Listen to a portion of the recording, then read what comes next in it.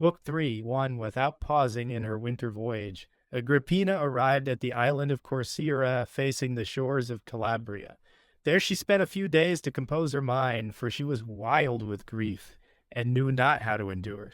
Meanwhile, on hearing of her arrival, all her intimate friends and several officers, everyone indeed who had served under Germanicus, many strangers too from the neighboring towns, some thinking irrespectful to the emperor, and still more following their example, thronged eagerly to Brundisium, the nearest and safest landing place for a voyager.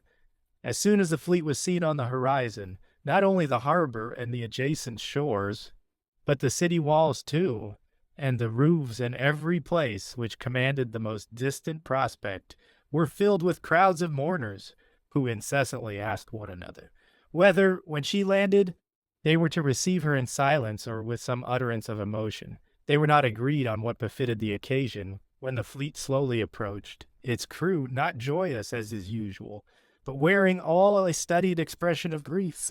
When Agrippina descended from the vessel with her two children, clasping the funeral urn with eyes riveted to the earth, there was one universal groan. You could not distinguish kinsfolk from strangers, or the laments of men from those of women. Only the attendants of Agrippina, worn out as they were by long sorrow, were surpassed by the mourners who now met them, fresh in their grief. 2. The emperor had dispatched 2 praetorian cohorts with instructions that the magistrates of Calabria, Apulia, and Campania were to pay the last honors to his son's memory. Accordingly, tribunes and centurions bore Germanicus' ashes on their shoulders. They were preceded by the standards unadorned and the faces reversed. As they passed colony after colony, the populace in black, the knights in their state robes, burnt vestments and perfumes with other usual funeral adjuncts in proportion to the wealth of the place. Even those whose towns were out of the route met the mourners, offered victims, and built altars to the dead, testifying their grief by tears and wailings. Drusus went as far as Terracina with Claudius, brother of Germanicus, and had been at Rome. Marcus Valerius and Caius Aurelius, the consuls who had already entered on office, and a great number of the people thronged the road in scattered groups, every one weeping as he felt inclined. Flattery there was none, for all knew that Tiberius could scarcely dissemble his joy at the death of Germanicus. 3. Tiberius Augusta refrained from showing themselves, thinking it below their dignity to shed tears in public, or else fearing that, if all eyes scrutinized their faces, their hypocrisy would be revealed.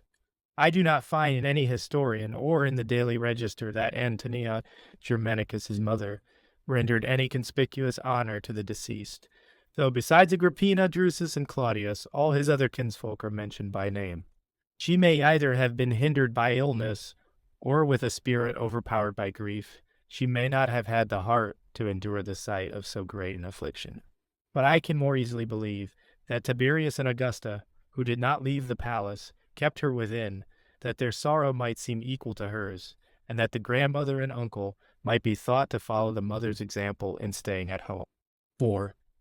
The day on which the remains were consigned to the tomb of Augustus was now desolate in its silence, now distracted by lamentations. The streets of the city were crowded, torches were blazing throughout the Campus Martius. There the soldiers under arms, the magistrates without their symbols of office, the people in the tribes, were all incessantly exclaiming that the commonwealth was ruined, that not a hope remained, too boldly and openly to let one think that they remembered their rulers.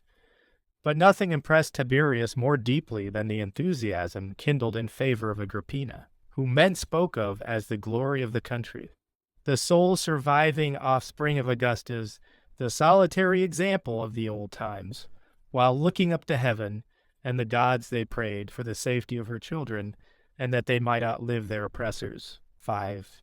Some there were who missed the grandeur of a state funeral, and contrasted the splendid honors conferred by Augustus on Drusus, the father of Germanicus. Then the emperor himself, they said, went in the extreme rigor of winter as far as Ticinum, and never leaving the corpse entered Rome with it. Round the funeral bier were ranged the images of the Claudii and the Julii. There was weeping in the forum, and a panegyric before the rostra. Every honor devised by our ancestors or invented by their descendants was heaped on him. But as for Germanicus, even the customary distinctions due to any noble had not fallen to his lot. Granting that his body, because of the distance of tide journey, was burnt in any fashion in foreign lands, still all the more honors ought to have been afterwards paid him, because at first chance had denied them. His brother had gone but one day's journey to meet him, his uncle not even to the city gates. Where were all those usages of the past? The image at the head of the bier, the lays composed in commemoration of worth, the eulogies and laments, or at least the semblance of grief. Sixth, all this was known to Tiberius, and to silence popular talk, he reminded the people in a proclamation that many eminent Romans had died for their country, and that none had been honored with such passionate regret. This regret was a glory both to himself and to all, provided only a due mean were observed, for what was becoming in humble homes and communities did not befit princely personages and an imperial people. Tears and the solace found in mourning were suitable enough for the first burst of grief, but now they must brace their hearts to endurance, as in former days the divine Julius after the loss of his only daughter, and the divine Augustus when he was bereft of his grandchildren had thrust away their sorrow. There was no need of examples from the past, showing how often the Roman people had patiently endured the defeats of armies, the destruction of generals, the total extinction of noble families. Princes were mortal. The state was everlasting. Let them then return to their usual pursuits. And, as the shows of the festival of the great goddess were at hand, even resume their amusements. 7. The suspension of business then ceased, and men went back to their occupations.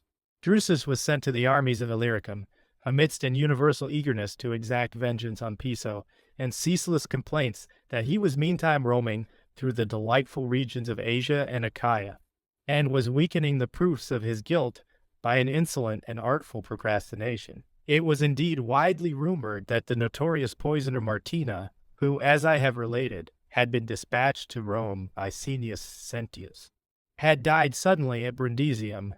That poison was concealed in a knot of her hair, and that no symptoms of suicide were discovered on her person. 8. Piso, meanwhile, sent his son on to Rome with a message intended to pacify the important, and then made his way to Drusus, who would, he hoped, be not so much infuriated at his brother's death, as kindly disposed towards himself in consequence of a rival's removal. Tiberius, to show his impartiality, received the youth courteously, and enriched him with the liberality he usually bestowed on the sons of noble families.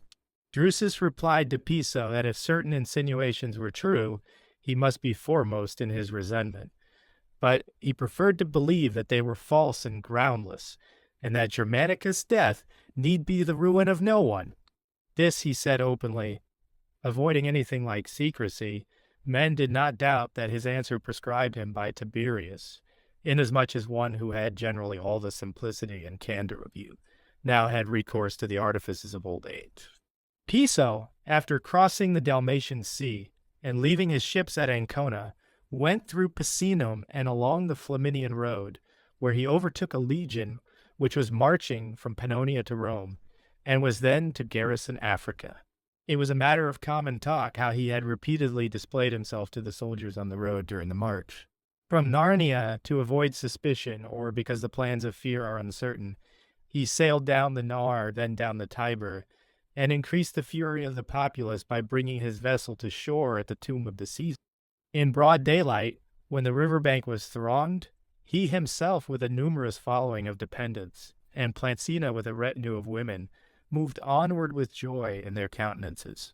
Among other things which provoked men's anger was his house, towering above the forum, gay with festal decorations, his banquets and his feasts, about which there was no secrecy, because the place was so public. Next day, Fulcinius' trio asked the consul's leave to prosecute Piso. It was contended against him by Vitellius and Veranius, and the others who had been the companions of Germanicus, that this was not Trio's proper part, and that they themselves meant to report their instructions from Germanicus, not as accusers, but as deponents and witnesses to facts. Trio, abandoning the prosecution on this count, obtained leave to accuse Piso's previous career, and the emperor was requested to undertake the inquiry. This even the accused did not refuse, fearing, as he did, the bias of the people and of the Senate, while Tiberius, he knew, was resolute enough to despise report and was also entangled in his mother's complicity. Truth, too, would be more easily distinguished from perverse misrepresentation by a single judge, where a number would be swayed by hatred and ill will. Tiberius was not unaware of the formidable difficulty of the inquiry and of the rumors by which he was himself assailed. Having therefore summoned a few intimate friends, he listened to the threatening speeches of the prosecutors and to the pleadings of the accused, and finally referred the whole case to the Senate. 11. Drusus, meanwhile, on his return from Illyricum, though the Senate had voted him an ovation for the submission of Maroboduus and the successes of the previous summer, postponed the honor and entered Rome. Then the defendant sought the advocacy of Lucius Arruntius, Marcus Vinicius, Asinius Gallus, Azuninus Marcellus, and Sextus Pompeius, and on their declining for different reasons, Marcus Lepiso and Livinius Regulus became his counsel amid the excitement of the whole country, which wondered how much fidelity would be shown by the friends of Germanicus on what the accused rested his hopes, and how far Tiberius would repress and hide his feelings. Never were the people more keenly interested, never did they indulge themselves more freely in secret whispers against the emperor. On the day the Senate met, Tiberius delivered a speech of studied moderation.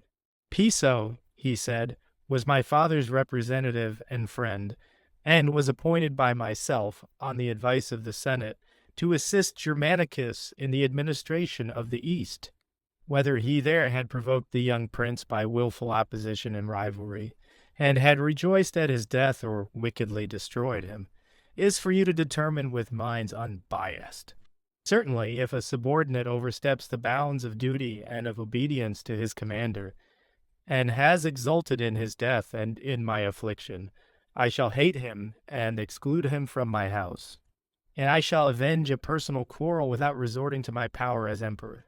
If, however, a crime is discovered, which ought to be punished, whoever the murdered man may be, it is for you to give just reparation both to the children of Germanicus and to us, his parents. Consider this, too, whether Piso dealt with the armies in a revolutionary and seditious spirit, whether he sought by intrigue popularity with the soldiers, whether he attempted to repossess himself of the province by arms, or whether these are falsehoods which his accusers have published with exaggeration. As for them, I am justly angry with their intemperate zeal.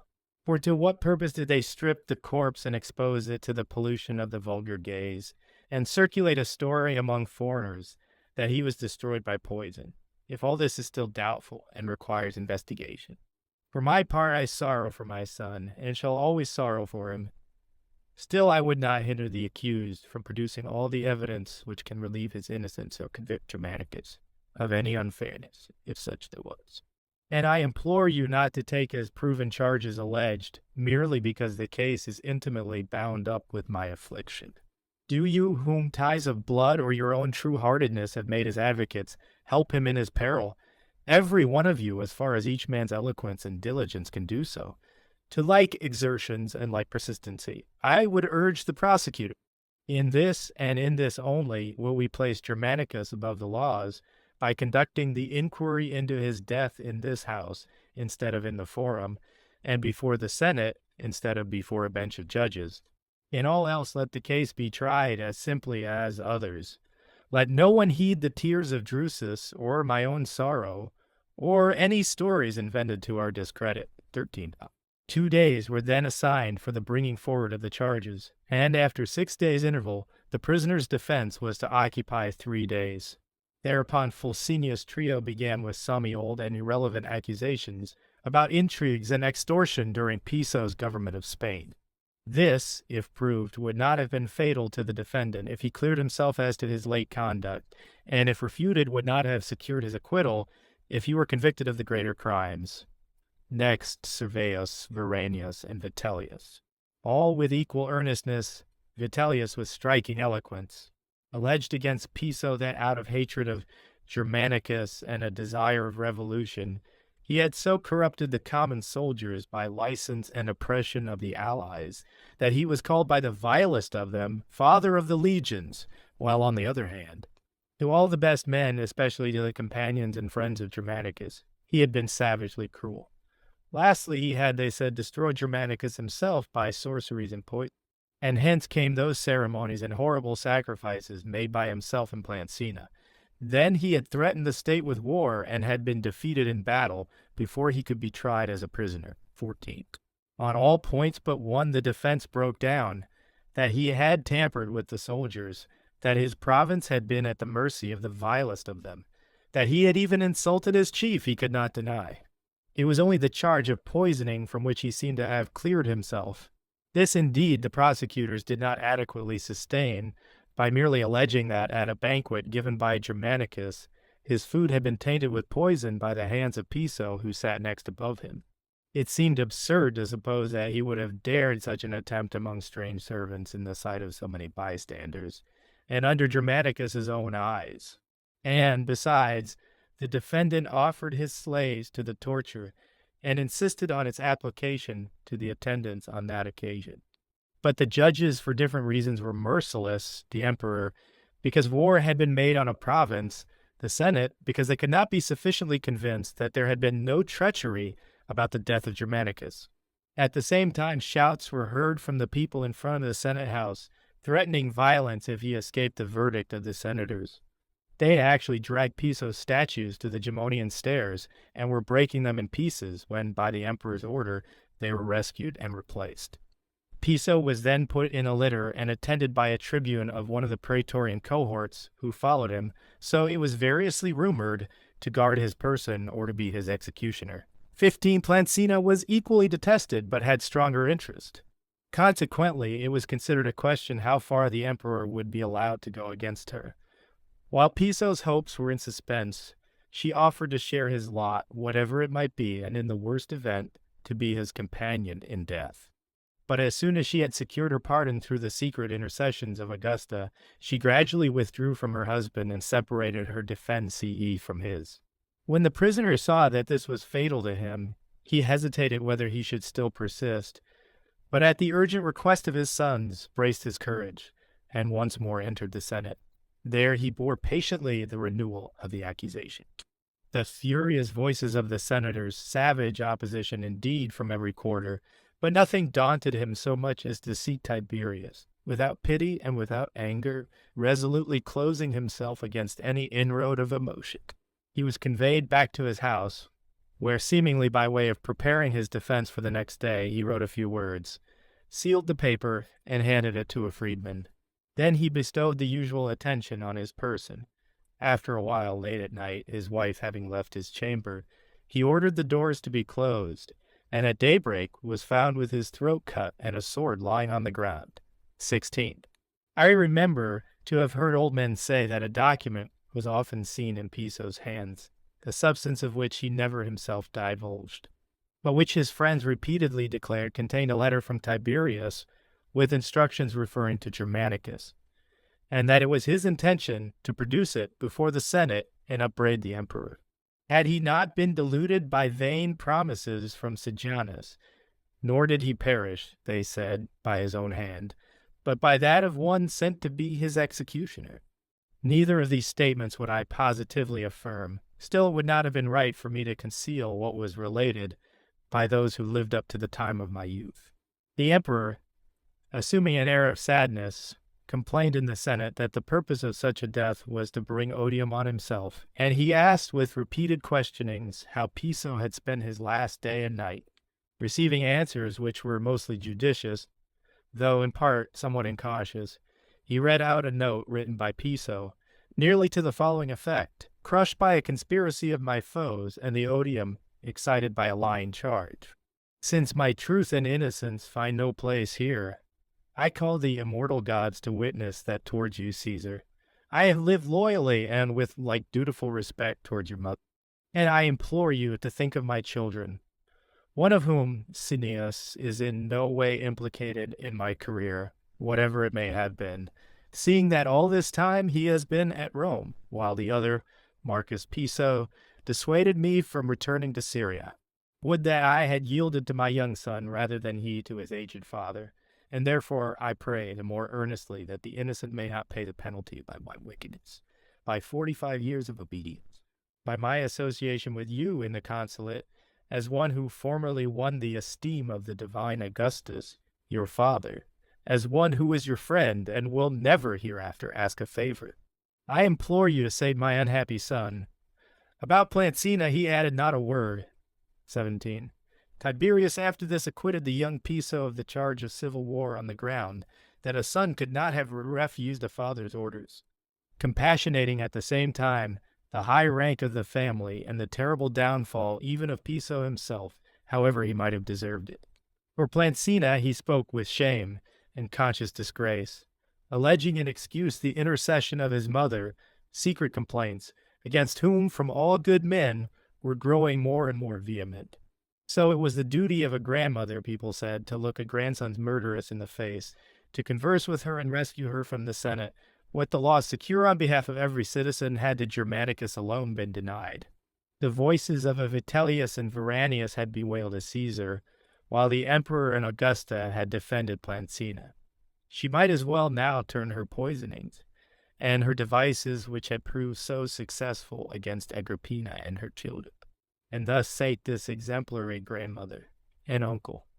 With the blood of a most unhappy house, 2 days were frittered away over this mockery of a trial, Tiberius urging Piso's children to defend their mother, while the accusers and their witnesses pressed the prosecution with rival zeal, and there was no reply.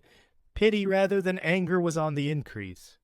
Aurelius Cotta, the consul, who was first called on for his vote, for when the emperor put the question, even those in office went through the duty of voting, held that Piso's name ought to be erased from the public register, half of his property confiscated, half given up to his son Cneius Piso, who was to change his first name, that Marcus Piso, stripped of his rank, with an allowance of 5 million sesterces, should be banished for 10 years. Plancina's life being spared in consideration of Augusta's intercession. 18. Much of the sentence was mitigated by the emperor. The name of Piso was not to be struck out of the public register, since that of Marcus Antonius, who had made war on his country, and that of Julius Antonius, who had dishonored the house of Augustus, still remained. Marcus Piso, too, he saved from degradation, and gave him his father's property, for he was firm enough, as I have often related, against the temptation of money, and now, for very shame at Plancina's acquittal, he was more than usually merciful. Again, when Valerius Messallinus and Cassicina Severus proposed, respectively, the erection of a golden statue in the temple of Mars, the avenger, and of an altar to vengeance, he interposed, protesting that victories over the foreigner were commemorated with such monuments, but that domestic woes ought to be shrouded in silent grief. There was a further proposal of Messallinus that Tiberius, Augusta, Antonia, Agrippina, and Drusus ought to be publicly thanked for having avenged Germanicus. He omitted all mention of Claudius. Thereupon he was pointedly asked by Lucius Asprenas before the Senate whether the omission had been intentional, and it was only then that the name of Claudius was added. For my part, the wider the scope of my reflection on the present and the past, the more am I impressed by their mockery of human plans in every transaction. Clearly, the very last man, marked out for empire by public opinion, expectation, and general respect, was he whom fortune was holding in reserve as the emperor of the future. 19. A few days afterwards, the emperor proposed to the Senate to confer the priesthood on Vitellius, Veranius, and Serveius. To Fulcinius he promised his support in seeking promotion, but warned him not to ruin his eloquence by rancor. This was the end of avenging the death of Germanicus, a subject of conflicting rumors, not only among the people then living, but also in aftertimes. So obscure are the greatest events, as some take for granted any hearsay. Whatever its source, others turn truth into falsehood, and both errors find encouragement with posterity. Drusus, meanwhile, quitted Rome to resume his command, and soon afterwards re-entered the city with an ovation. In the course of a few days his mother Vipsania died, the only one of all Agrippa's children whose death was without violence. As for the rest, they perished. Some it is certain by the sword, others it was believed by poison or starvation. 20. That same year Tacfarinas, who had been defeated, as I have related, by Camillus in the previous summer, renewed hostilities in Africa, first by mere desultory raids, so swift as to be unpunished, next by destroying villages and carrying off plunder wholesale. Finally, he hemmed in a Roman cohort near the river Pagida.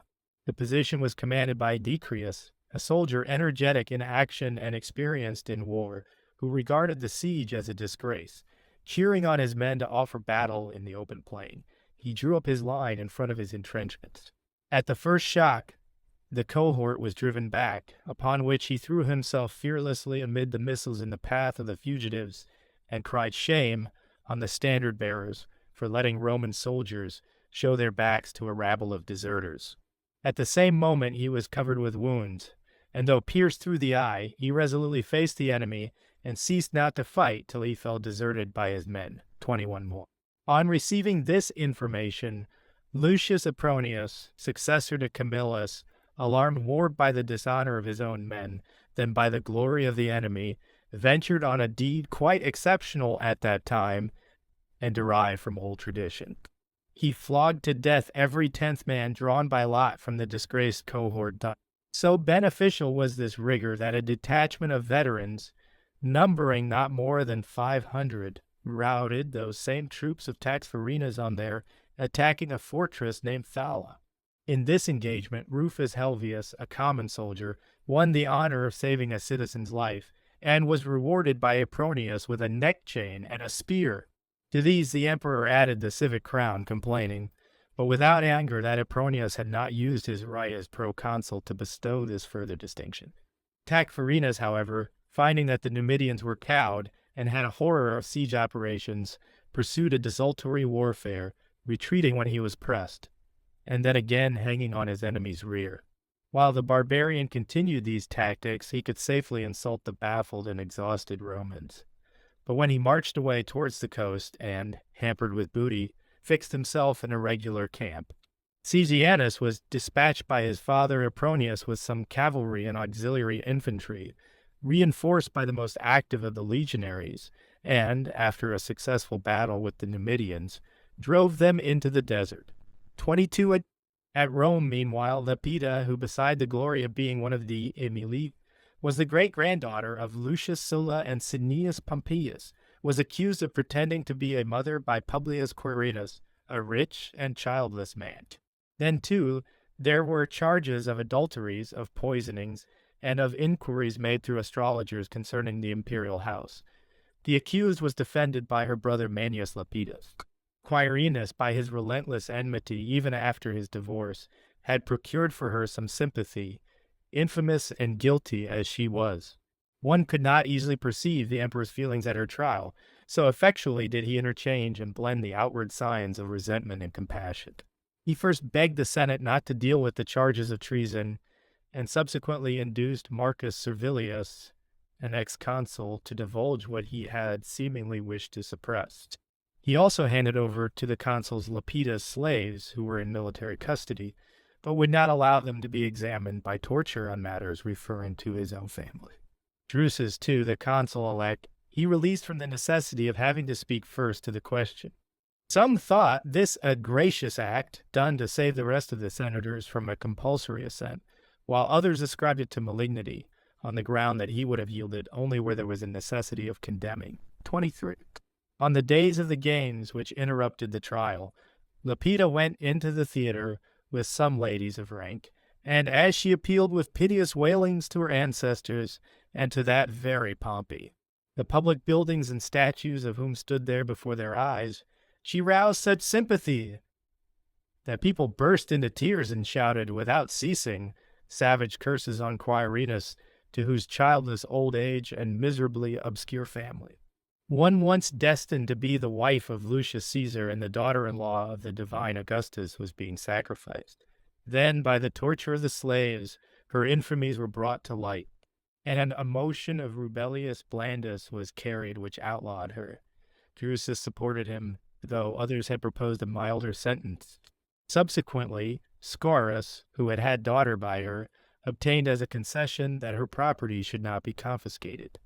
Then at last Tiberius declared that he had himself too ascertained from the slaves of Publius Quirinus that Lepida had attempted their master's life by poison. 24. It was some compensation for the misfortunes of great houses, for within a short interval the Calpurnia had lost Piso and the Aemilia Lepida, that Decimus Silanus was now restored to the Junian family. I will briefly relate his downfall. Though the divine Augustus in his public life enjoyed unshaken prosperity, he was unfortunate at home from the profligacy of his daughter and granddaughter, both of whom he banished from Rome, and punished their paramours with death or exile, calling, as he did, a vice so habitual among men and women, by the awful name of sacrilege and treason. He went far beyond the indulgent spirit of our ancestors, beyond, indeed, his own legislation. But I will relate the deaths of others with the remaining events of that time. If after finishing the work I have now proposed to myself, I prolong my life for further labors, Decimus Silanus, the paramour of the granddaughter of Augustus, though the only severity he experienced was exclusion from the emperor's friendship, saw clearly that it meant exile, and it was not till Tiberius's reign that he ventured to appeal to the Senate and to the prince. In reliance on the influence of his brother, Marcus Silanus, who was conspicuous both for his distinguished rank and eloquence. But Tiberius, when Silanus thanked him, replied in the Senate's presence that he too rejoiced at the brother's return from his long foreign tour, and that this was justly allowable, inasmuch as he had been banished not by a decree of the Senate or under any law. Still, personally, he said, he felt towards him his father's resentment in all its force. And the return of Silanus had not cancelled the intentions of Augustus. Silanus, after this, lived at Rome without attaining office. 25. It was next proposed to relax the Papia law, which Augustus in his old age had passed subsequently to the Julian statutes, for yet further enforcing the penalties on celibacy and for enriching the exchequer. And yet, marriages and the rearing of children did not become more frequent, so powerful were the attractions of a childless state. Meanwhile, there was an increase in the number of persons imperiled, for every household was undermined by the insinuations of informers, and now the country suffered from its laws, as it had hitherto suffered from its vices. This suggests to me a fuller discussion of the origin of law and of the methods by which we have arrived at the present endless multiplicity and variety of our statutes. 26. Mankind in the earliest age lived for a time without a single vicious impulse, without shame or guilt, and consequently without punishment and restraints. Rewards were not needed when everything right was pursued on its own merits.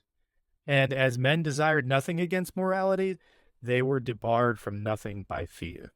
When, however, they began to throw off equality and ambition and violence usurped the place of self-control and modesty, despotisms grew up and became perpetual among many nations.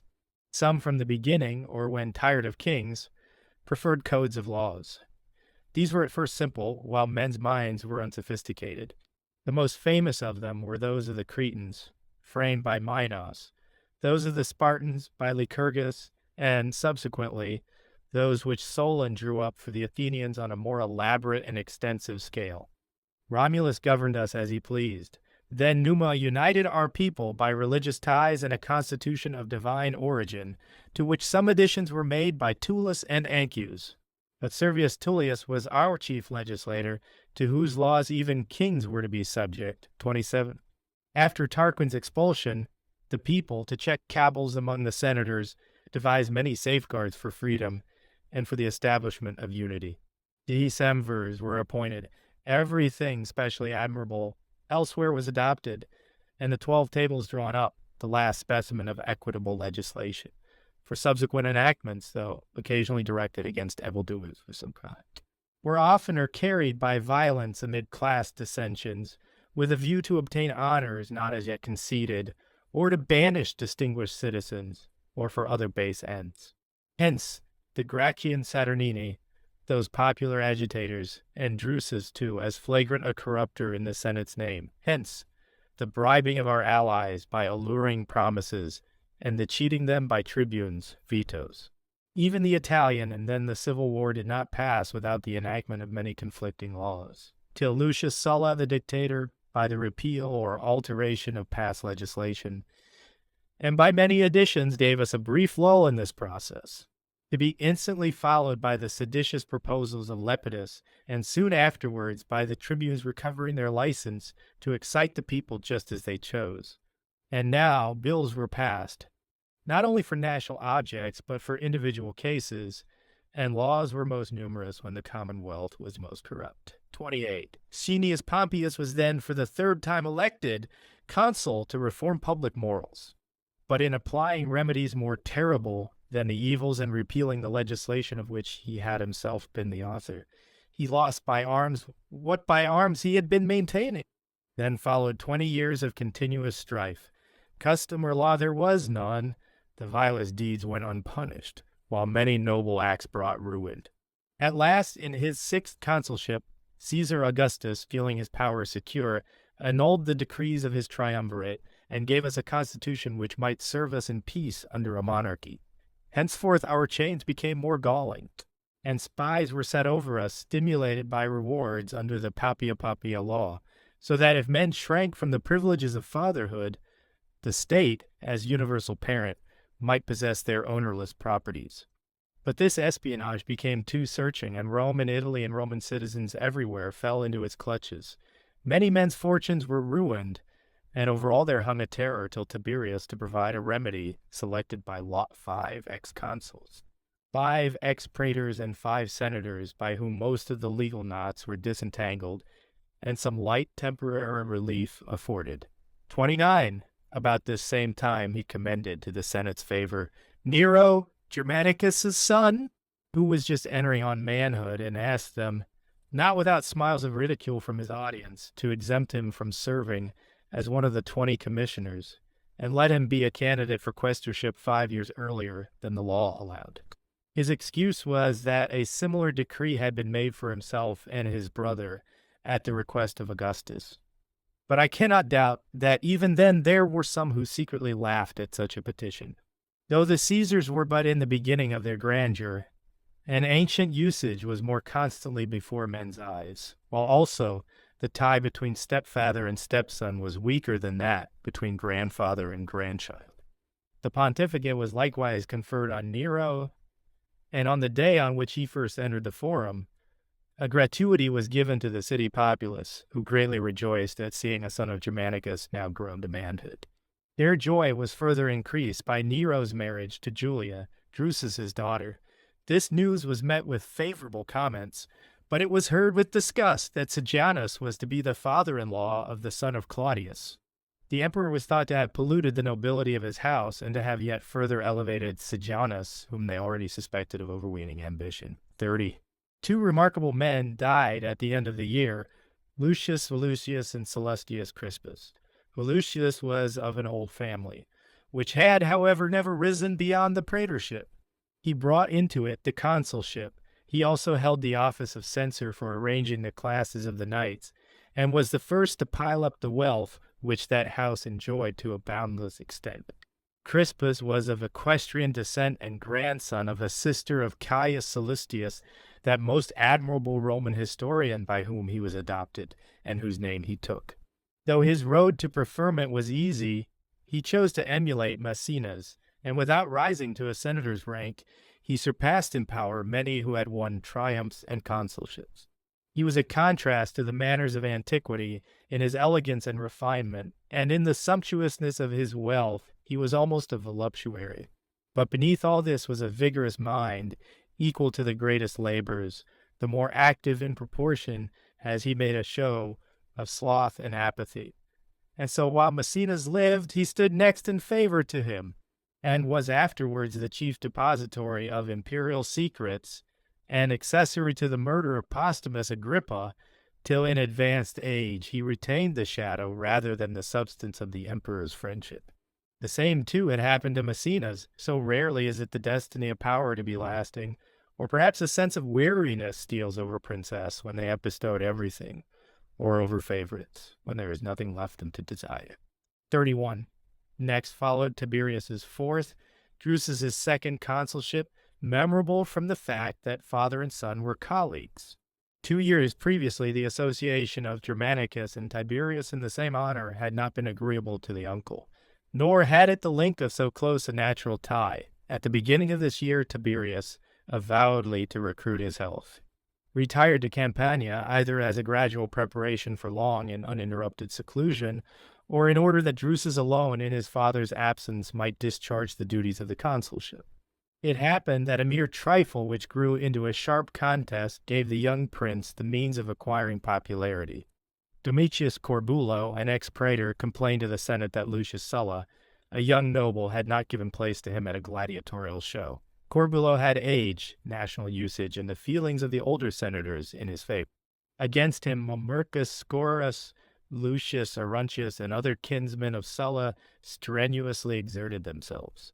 There was a keen debate, and appeal was made to the precedents of our ancestors as having censured in severe decrees disrespect on the part of the young, till Drusus argued in a strain calculated to calm their feelings. Corbulo, too, received an apology from Mamercus, who was Sulla's uncle and stepfather, and the most fluent speaker of that day.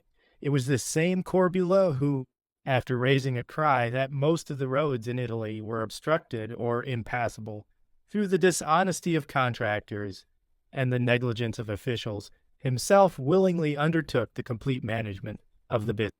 This proved not so beneficial to the state as ruinous to many persons whose property and credit he mercilessly attacked by convictions and confiscations. 32. Soon afterwards, Tiberius informed the Senate by a letter that Africa was again disturbed by an incursion of Tacfarinas, and that they must use their judgment in choosing as proconsul an experienced soldier of vigorous constitution, who would be equal to the war. Sextus Pompeius caught at this opportunity of venting his hatred against Lepidus, whom he condemned as a poor-spirited and needy man, who was a disgrace to his ancestors, and therefore deserved to lose even his chance of the province of Asia. But the Senate were against him, for they thought Lepidus gentle rather than cowardly, and that his inherited poverty, with the high rank in which he had lived without a blot, ought to be considered a credit to instead of a reproach. And so he was sent to Asia, and with respect to Africa, it was decided that the emperor should choose to whom it was to be assigned. 33. During this debate, Severus Cassassina proposed that no magistrate who had obtained a province should be accompanied by his wife. He began by recounting at length how harmoniously he had lived with his wife, who had borne him 6 children, and how in his Oguin home he had observed what he was proposing for the public, by having kept her in Italy, though he had himself served 40 campaigns in various provinces. With good reason, he said, had it been formally decided that women were not to be taken among our allies or into foreign countries. A train of women involves delays through luxury and peace and through panic and war, and converts a Roman army on the march into the likeness of a barbarian progress. Not only is the sex feeble and unequal to hardship, but when it has liberty, it is spiteful, intriguing, and greedy of power. They show themselves off among the soldiers and have the centurions at their beck. Lately, a woman had presided at the drill of the cohorts and the evolutions of the legions. You should yourselves bear in mind that whenever men are accused of extortion, most of the charges are directed against the wise. It is to these that the vilest of the provincials instantly attach themselves. It is they who undertake and settle business. 2 persons receive homage when they appear. There are 2 centers of government, and the women's orders are the more despotic and intemperate. Formerly they were restrained by the Oppian and other laws. Now, loosed from every bond, they rule our houses, our tribunals, even our armies. 34. A few heard this speech with approval, but the majority clamorously objected that there was no proper motion on the subject, and that Caecina was no fit censor on so grave an issue. Presently, Valerius Messallinus, Messalla's son, in whom the father's eloquence was reproduced, replied that much of the sternness of antiquity had been changed into a better and more genial system. Rome, he said, is not now, as formerly, beset with wars, nor are the provinces hostile. A few concessions are made to the wants of women, but such as are not even a burden to their husbands' homes, much less to the allies. In all other respects, man and wife share alike, and this arrangement involves no trouble in peace. War, of course, requires that men should be unencumbered, But when they return, what worthier solace can they have after their hardships than a wife's society? But some wives have abandoned themselves to scheming and rapacity. Well, even among our magistrates are not many subject to various passions. Still, that is not a reason for sending no one into a province. Husbands have often been corrupted by the vices of their wives. Are then all unmarried men blameless? The Oppian laws were formerly adopted to meet the political necessities of the time, and subsequently there was some remission and mitigation of them on grounds of expediency. It is idle to shelter our own weakness under other names, for it is the husband's fault if the wife transgresses propriety. Besides, it is wrong that because of the imbecility of one or two men, all husbands should be cut off from their partners in prosperity and adversity. And further, a sex naturally weak will be thus left to itself and be at mercy of its own voluptuousness and the passions of others. Even with the husband's personal vigilance, the marriage tie is scarcely preserved inviolate. What would happen were it for a number of years to be forgotten? Just as in a divorce, you must not check vices abroad without remembering the scandals of the capital. Drusus added a few words on his own experience as a husband. Princes, he said, must often visit the extremities of their empire. How often had the divine Augustus traveled to west, and to the east accompanied by Livia? He had himself gone to Illyricum, and should it be expedient, he would go to other countries, not always, however, with a contented mind, if he had to tear himself from a much-loved wife, the mother of his many children. 35. Cassidia's motion was thus defeated. At the Senate's next meeting came a letter from Tiberius, which indirectly censured them for throwing on the emperor every political care, and named Marcus Lepidus and Junius Blasus, one of whom was to be chosen proconsul of Africa. Both spoke on the subject, and Lepidus begged earnestly to be excused. He alleged ill health, his children's tender age, his having a daughter to marry, and something more of which he said nothing. Was well understood the fact that Blasus was uncle of Sejanus, and so had very powerful interest. Blasus replied with an affectation of refusal, but not with the same persistency, nor was he backed up by the acquiescence of flatterers. 36. Next was exposed an abuse hitherto the subject of many a whispered complaint. The vilest wretches used a growing freedom in exciting insult and obloquy against respectable citizens, and escaped punishment by clasping some statue of the emperor. The very freedman or slave was often an actual terror to his patron or master, whom he would menace by word and gesture. Accordingly, Caius Cestius, a senator, argued that, though princes were like deities, yet even the gods listened only to righteous prayers from their suppliants, and that no one fled to the Capitol or any other temple in Rome to use it as an auxiliary in crime. There was an end in utter subversion of all law when, in the forum and on the threshold of the Senate house, Annia Rufila, whom he had convicted of fraud before a judge, assailed him with insults and threats, while he did not himself dare to try legal proceedings, because he was confronted by her with the emperor's image. There rose other clamorous voices, with even more flagrant complaints, and all implored Drusus to inflict exemplary vengeance, till he ordered Rufila to be summoned, and on her conviction to be confined in the common prison. 37. Considius Acquus, too, and Coelius Cursor, Roman knights, were punished on the emperor's proposal, by a decree of the Senate for having attacked the praetor Magius Caecilianus with false charges of treason. Both these results were represented as an honor to Drusus. By moving in society at Rome amid popular talk, his father's diarch policy, it was thought, was mitigated. Even voluptuousness in one so young gave little offense. Better that he should incline that way, spend his days in architecture, his nights in banquets, than that he should live in solitude, cut off from every pleasure, and absorbed in a gloomy vigilance and mischievous schemes. 38. Tiberius, indeed, and the informers were never weary. Ancarius Priscus had prosecuted Caesius Cordus, proconsul of Crete, for extortion, adding the charge of treason, which then crowned all indictments. And Tistius Vettius, one of the chief men of Macedonia who had been acquitted of adultery, was recalled by the emperor himself with a censure on the judges to be tried for treason as a seditious man who had been implicated in the designs of Rescoporus. When that king, after the murder of his brother Cades, had meditated war against us, the accused was accordingly outlawed, with the further sentence that he was to be confined in an island from which neither Macedonia nor Thrace were conveniently accessible. As for Thrace, since the division of the kingdom between Rometellses and the children of Cades, who because of their tender age were under the guardianship of Trebellianus Rufus, it was divided against itself from not being used to our rule, and blamed Rometellses no less than Trebellianus for allowing the wrongs of his countrymen to go unpunished. The Coelalitae, Odrusae, and Dii, powerful tribes, took up arms under different leaders, all on a level from their obscurity. This hindered them from combining in a formidable war. Some roused their immediate neighborhood, others crossed Mount Haemus to stir up remote tribes. Most of them, and the best disciplined, besieged the king in the city of Philippopolis, founded by the Macedonian Philip, 39.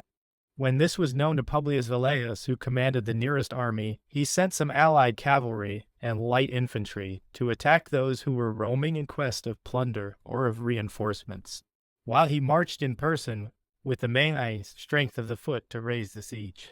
Every operation was at the same moment successful. The pillagers were cut to pieces, dissensions broke out among the besiegers, and the king made a well-timed sally just as the legion arrived.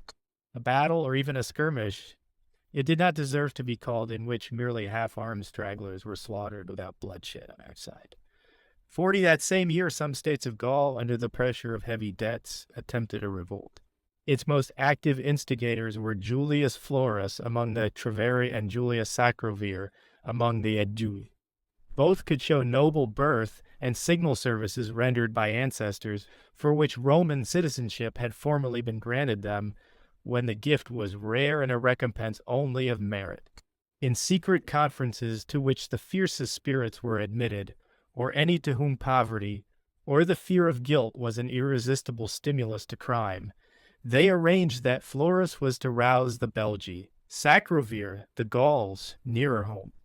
These men accordingly talked sedition before small gatherings and popular assemblies about the perpetual tributes, the oppressive usury, the cruelty and arrogance of their governors, hinting, too, that there was disaffection among our soldiers.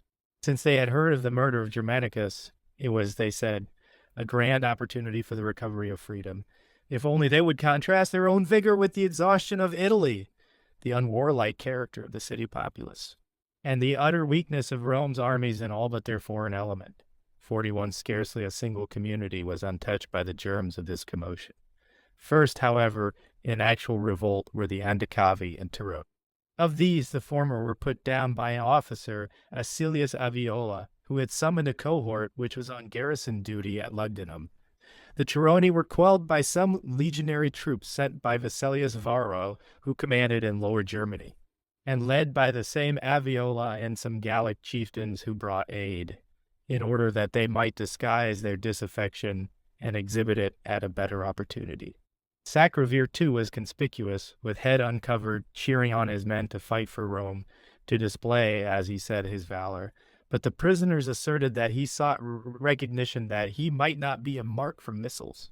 Tiberius, when consulted on the matter, disdained the information and fostered the war by his irresolution. 42. Florus, meanwhile, followed up his designs and tried to induce a squadron of cavalry levied among the Treveri, trained in our service and discipline, to begin hostilities by a massacre of the Roman traitors. He corrupted a few of the men, but the majority were steadfast in their allegiance. A host, however, of debtors and dependents took up arms, and they were on their way to the forest passes known as the Arduena, when they were stopped by legions which Vitellius and Silius had sent from their respective armies by opposite routes to meet them.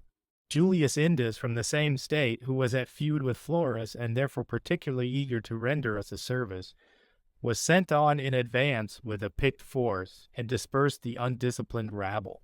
Florus, after eluding the conquerors by hiding himself in one place after another, at last, when he saw some soldiers who had barred every possible escape, fell by his own hand.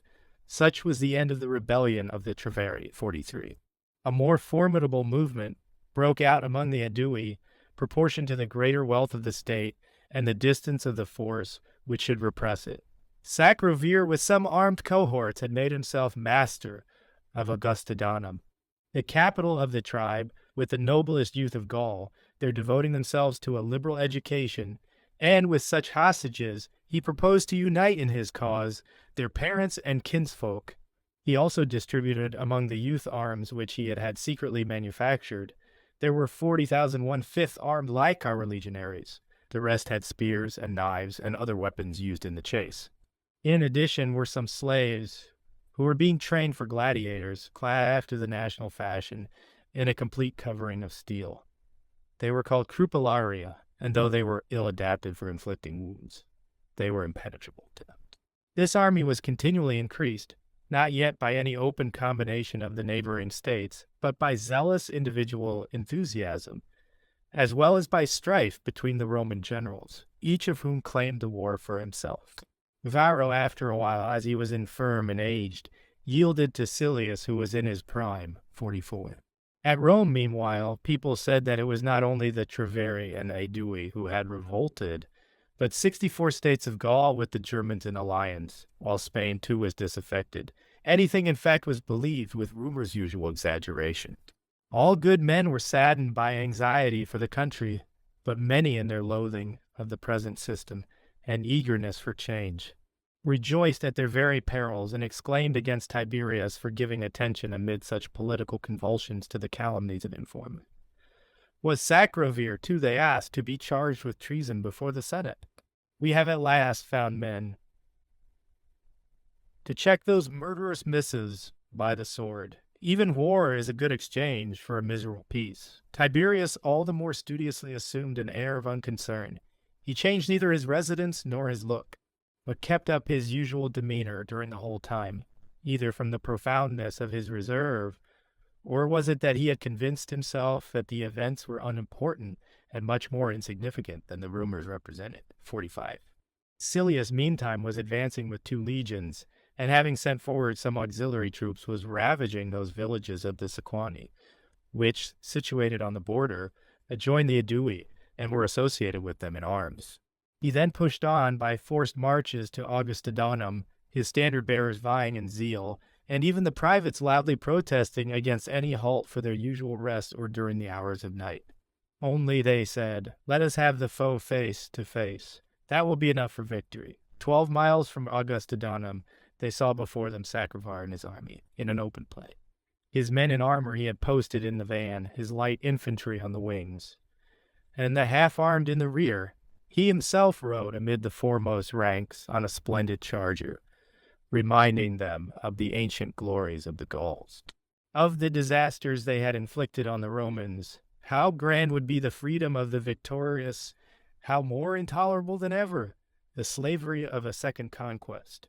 46. His words were brief and heard without exultation, for now the legions in battle array were advancing, and the rabble of townsfolk who knew nothing of war had their faculties of sight and hearing quite paralyzed.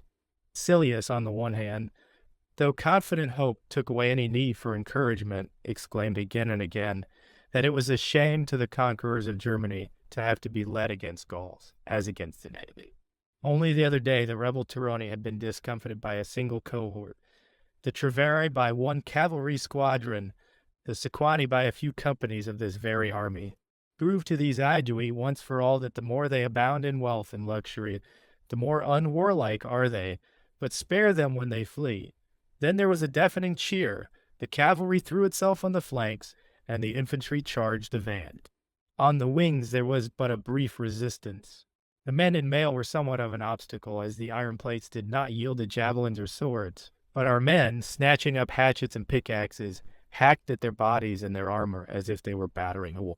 Some beat down the unwieldy mass with pikes and forked poles, and they were left lying on the ground without an effort to rise, like dead men. Sacrovir, with his most trustworthy followers, hurried first to Augustodanum, and then, from fear of being surrendered, to an adjacent country house. There by his own hand he fell, and his comrades by mutually inflicted wounds. The house was fired over their heads, and with it they were all consumed. 47. Then at last Tiberius informed the Senate, by letter of the beginning and completion of the war, without either taking away from or adding to the truth, but ascribing the success to the loyalty and courage of his generals and to his own policy. He also gave the reasons why neither he himself nor Drusus had gone to the war. He magnified the greatness of the empire and said it would be undignified for emperors whenever there was a commotion in one or two states to quit the capital, the center of all government. Now, as he was not influenced by fear, he would go to examine and settle matters. The Senate decreed vows for his safe return with thanksgivings and other appropriate ceremonies. Cornelius Dolabella alone, in endeavoring to outdo the other senators, went the length of a preposterous flattery by proposing that he should enter Rome from Campania with an ovation. Thereupon came a letter from the emperor, declaring that he was not so destitute of renown as after having subdued the most savage nations and received or refused so many triumphs in his youth, to covet now that he was old an unmeaning honor for a tour in the neighborhood of Rome. 48. About the same time, he requested the Senate to let the death of Sulpicius Quirinius be celebrated with a public funeral. With the old patrician family of the Sulpicia, this Quirinius, who was born in the town of Lanuvium, was quite unconnected. An indefatigable soldier, he had by his zealous services won the consulship under the divine Augustus, and subsequently the honors of a triumph for having stormed some fortresses of the Hominatids in Cilicia. He was also appointed advisor to Caius Caesar in the government of Armenia, and had likewise paid court to Tiberius, who was then at Rhodes. The emperor now made all this known to the Senate, and extolled the good offices of Quirinius to himself, while he censured Marcus Lollius, whom he charged with encouraging Caius Caesar in his perverse and quarrelsome behavior.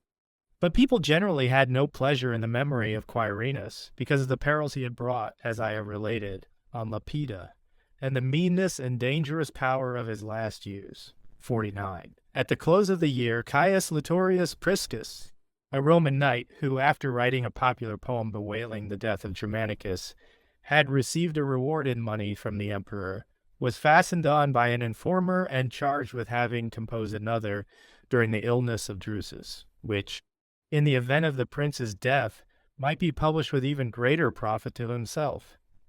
He had in his vanity read it in the house of Publius Petronius before Vitellia, Petronius's mother-in-law, and several ladies of rank. As soon as the accuser appeared, all but Vitellia were frightened into giving evidence. She alone swore that she had heard not a word. But those who criminated him fatally were rather believed. And on the motion of Haterius Agrippa, the consul-elect, the last penalty was invoked on the accused. 50. Marcus Lepidus spoke against the sentence as follows. If we look to the single fact of the infamous utterance with which Lutorius has polluted his own mind, and the ears of the public, neither dungeon, nor halter, nor tortures, fit for a slave, would be punishment enough for him.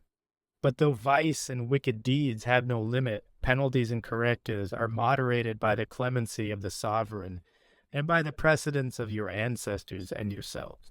Folly differs from wickedness, evil words from evil deeds, and thus there is room for a sentence by which this offense may not go unpunished, while we shall have no cause to regret either leniency or severity. Often have I heard our emperor complain when anyone has anticipated his mercy by a self-inflicted death. Lutorius's life is still safe. If spared, he will be no danger to the state. If put to death, he will be no warning to others. His productions are as empty and ephemeral as they are replete with folly. Nothing serious or alarming is to be apprehended from the man who is the betrayer of his own shame and works on the imaginations not of men, but of silly women. However, let him leave Rome, lose his property, and be outlawed. That is my proposal, just as though he were convicted under the law of treason. 51, only one of the ex-consuls, Rubellius Blandus, supported Lepidus. The rest voted with Agrippa. Priscus was dragged off to prison and instantly put to death. Of this Tiberius complained to the Senate with his usual ambiguity, extolling their loyalty and so sharply avenging the very slightest insult to the sovereign. Though he deprecated such hasty punishment of mere words, praising Lepidus and not censuring Agrippa. So the Senate passed a resolution that their decrees should not be registered in the treasury till 9 days had expired, and so much respite was to be given to condemned persons. Still, the Senate had not liberty to alter their purpose, and lapse of time never softened Tiberius. 52, Caius Sulpicius and Didius Haterius were the next consuls. It was a year free from commotions abroad, while at home stringent legislation was apprehended against the luxury which had reached boundless excess in everything on which wealth is lavished. Some expenses, though very serious, were generally kept secret by a concealment of the real prices, but the costly preparations for gluttony and dissipation were the theme of incessant talk, and had suggested a fear that a prince who clung to old-fashioned frugality would be too stern in his reforms. In fact, when the idle Caius Bibulus broached the topic, all his colleagues had pointed out that the sumptuary laws were disregarded, that prohibited prices for household articles were every day on the increase, and that moderate measures could not stop the evil. The Senate, on being consulted, had, without handling the matter, referred it to the emperor. Tiberius, after long considering whether such reckless tastes could be repressed, whether the repression of them would not be still more hurtful to the state, also how undignified it would be to meddle with what he could not succeed in, or what, if effected, would necessitate the disgrace and infamy of men of distinction, at last addressed a letter to the Senate to the following purport. 53. Perhaps in any other matter, senators, it would be more convenient that I should be consulted in your presence, and then state what I think to be for the public good. In this debate, it was better that my eyes should not be on you, for while you were noting the anxious faces of individual senators charged with shameful luxury, I too myself might observe them, and, as it were, detect them, had those energetic men.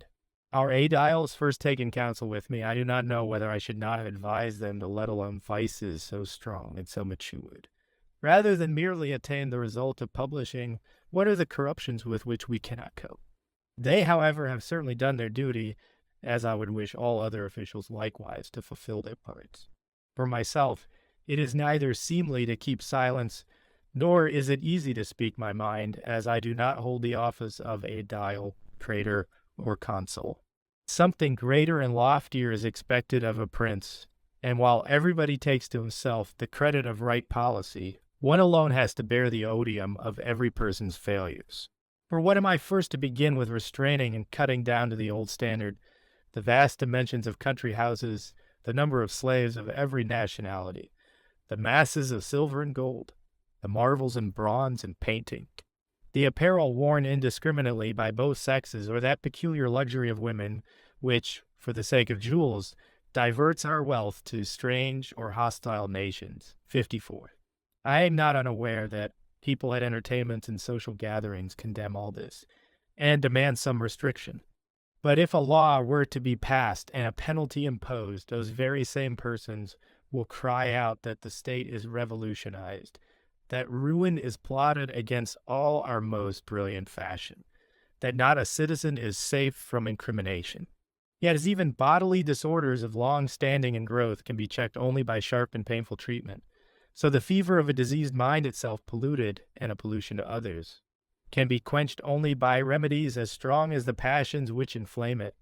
Of the many laws devised by our ancestors, of the many passed by the divine Augustus, the first have been forgotten, while his, all the more to our disgrace, have become obsolete through contempt, and this has made luxury bolder than ever. The truth is that when one craves something not yet forbidden, there is a fear that it may be forbidden. But when people once transgress prohibitions with impunity, there is no longer any fear or any shame. Why then in old times was economy in the ascendant? Because everyone practiced self-control, because we were all members of one city, nor even afterwards had we the same temptations, while our dominion was confined to Italy. Victories over the foreigner taught us how to waste the substance of others. Victories over ourselves how to squander our own. What a paltry matter is this of which the aediles are reminding us? What a mere trifle if you look at everything else. No one represents to the Senate that Italy requires supplies from abroad, and that the very existence of the people of Rome is daily at the mercy of uncertain waves and storms. And unless masters, slaves, and estates have the resources of the provinces as their mainstay, our shrubberies, forsooth, and our country houses will have to support us. Such senators are the anxieties which the prince has to sustain, and the neglect of them will be utter ruin to the state. The cure for other evils must be sought in our own hearts. Let us be led to amendment, the poor by constraint, the rich by satiety.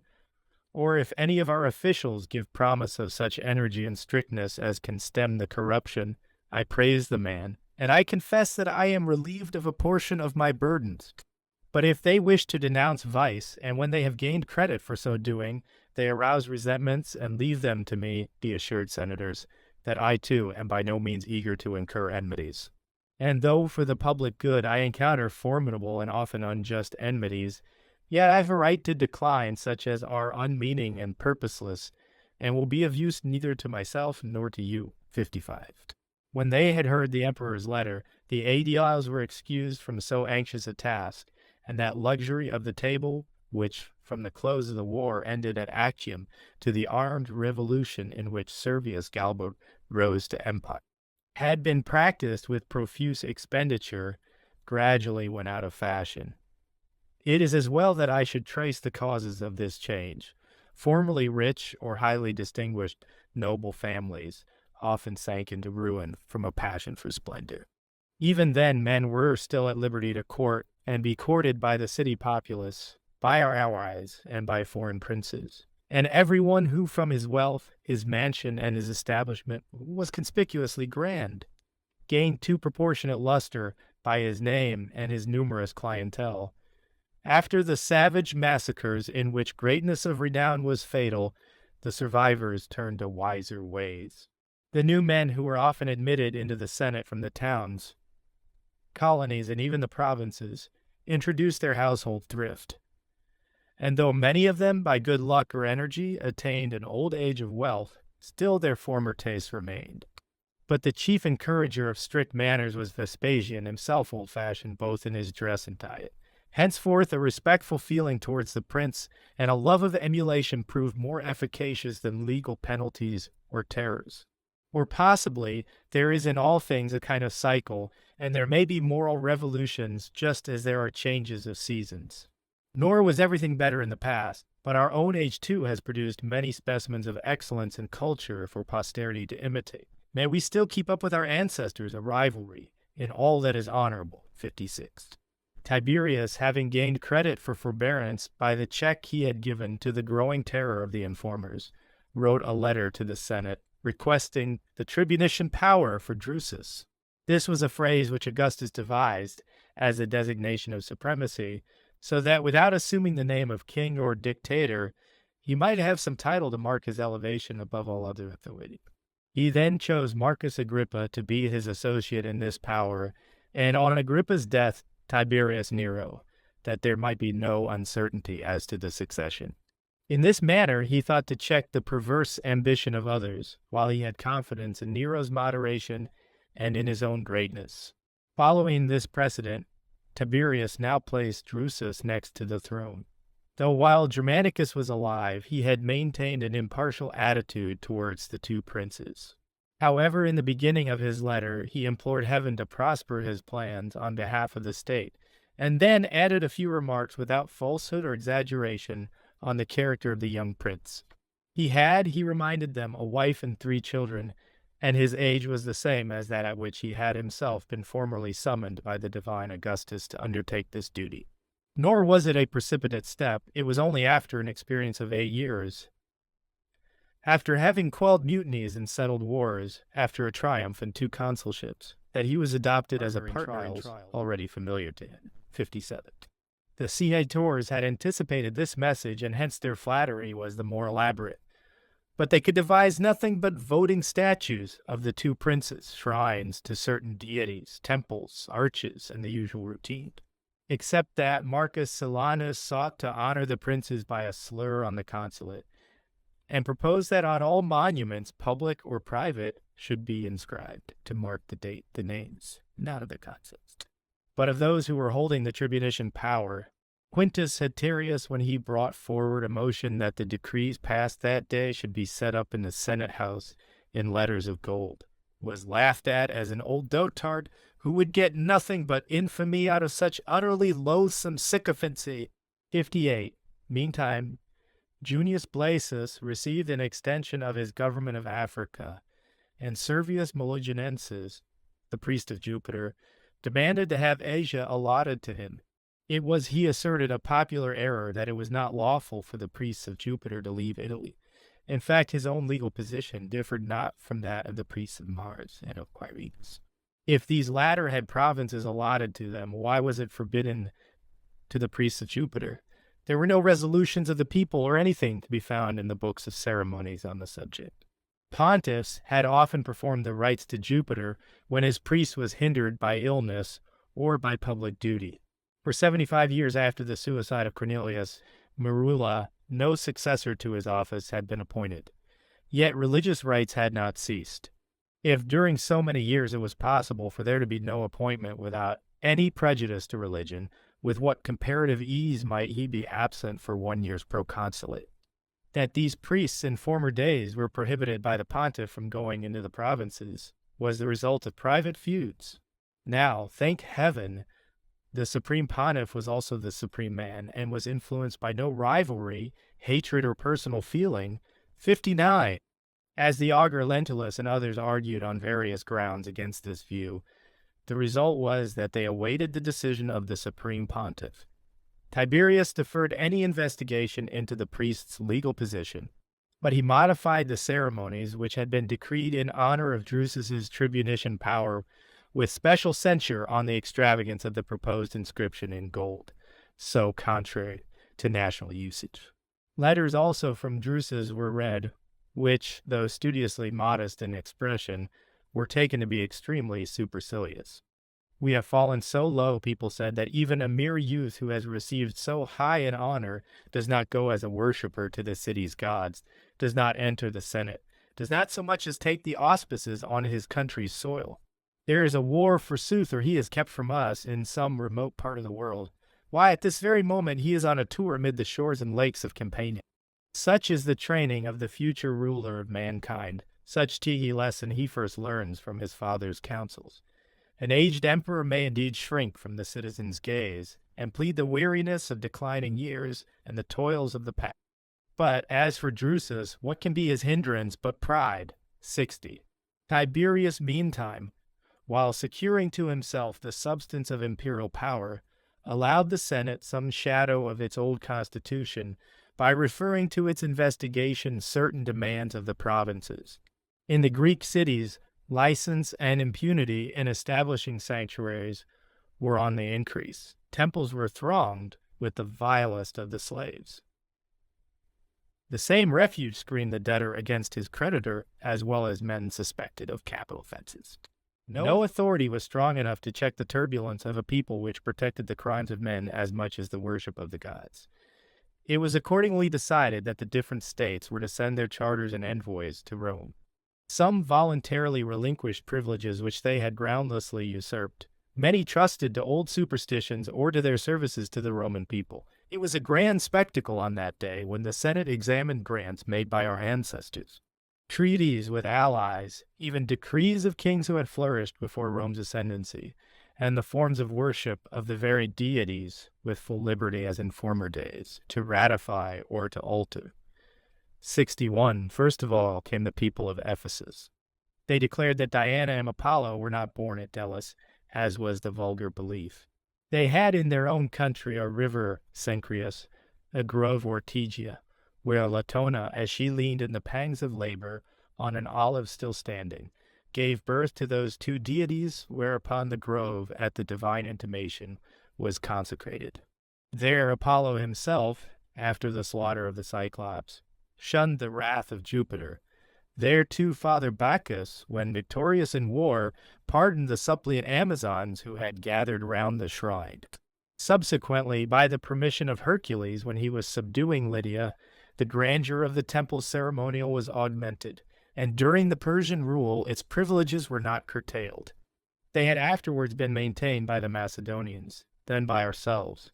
62. Next, the people of Magnesia relied on arrangements made by Lucius Scipio and Lucius Sulla.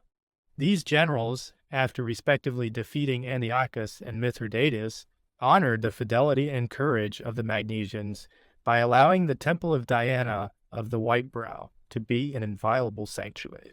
Then the people of Aphrodisia produced a decree of the dictator Caesar for their old services to his party, and those of Stratonicia, one lately passed by the divine Augustus, in which they were commended for having endured the Parthian invasion without wavering in their loyalty to the Roman people. Aphrodisia maintained the worship of Venus, Stratonicia that of Jupiter and of Diana of the Crossways. Hero Caesarea went back to a higher antiquity and spoke of having a Persian Diana, whose fane was consecrated in the reign of Cyrus. They quoted, too, the names of Properna, Azarchus, and many other generals who had conceded the same sacred character, not only to the temple, but to its precincts for 2 miles. Then came the Cyprians on behalf of 3 shrines. The oldest of which had been set up by their founder Arius to the Paphian Venus, the second by his son Amathus to Venus of Amathus, and the last to Jupiter of Salamis, by Teucer when he fled from the wrath of his father Telamon. Audience was also given to embassies from other states. The senators, wearied by their multiplicity and seeing the party spirit that was being roused, entrusted the inquiry to the consuls, who were to sift each title and see if it involved any abuse, and then refer back the entire matter to the Senate. Besides the states already mentioned, the consuls reported that they had ascertained that at Pergamus there was a sanctuary of Aesculapius, but that the rest relied on an origin lost in the obscurity of antiquity. For example, the people of Smyrna quoted an oracle of Apollo, which had commanded them to dedicate a temple to Venus Stratonicis, and the islanders of Tinos, an utterance from the same deity, bidding them consecrate a statue and a fane to Neptune. Sardis preferred a more modern claim, a grant from the victorious Alexander. So again, Miletus relied on King Darius, but in each case their religious worship was that of Diana or Apollo. The Cretans too demanded a like privilege for a statue of the divine Augustus. Decrees of the Senate were passed, which, though very respectful, still prescribed certain limits, and the petitioners were directed to set up bronze tablets in each temple, to be a sacred memorial, and to restrain them from sinking into selfish aims under the mask of religion. About this time, Julia Augusta had an alarming illness which compelled the emperor to hasten his return to Rome, for hitherto there had been a genuine harmony between the mother and son, or a hatred well concealed. Not long before, for instance, Julia, in dedicating a statue to the divine Augustus near the theater of Marcellus, had inscribed the name of Tiberius below her own, and it was surmised that the emperor, regarding this as a slight on a sovereign's dignity, had brooded over it with deep and disguised resentment. However, the Senate now decreed supplications to the gods in the celebration of the great games, which were to be exhibited by the pontiffs, augurs, the colleges of the 15 and of the 7, with the Augustal Brotherhood. Lucius Apronius moved that the heralds too should preside over these games.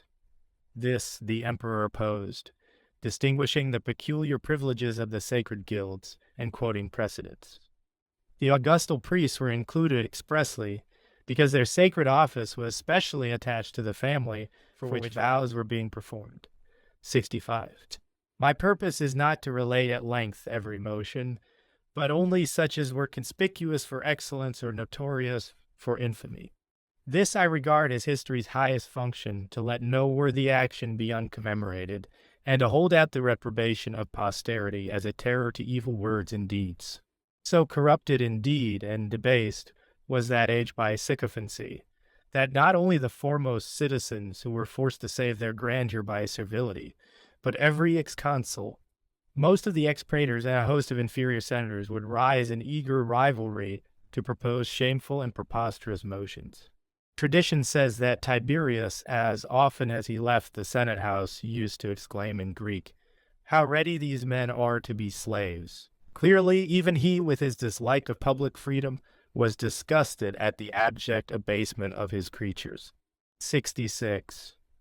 From unseemly flatteries they passed by degrees to savage acts. Caius Silanus, proconsul of Asia, was accused by our allies of extortion, Whereupon Mamercus Scaurus, an ex-consul, Junius Otho, a praetor, Brutidius Niger, an aedile, simultaneously fastened on him and charged him with sacrilege to the divinity of Augustus and contempt of the majesty of Tiberius, while Mamercus Scaurus quoted old precedents, the prosecutions of Lucius Cotta by Scipio Africanus, of Servius Galba by Cato the Censor, and of Publius Rutilius by Scaurus, as if indeed Scipio's and Cato's vengeance fell on such offenses, or that of the famous Scaurus, whom his great-grandson, a blot on his ancestry, this Mamercus was now disgracing by his infamous occupation.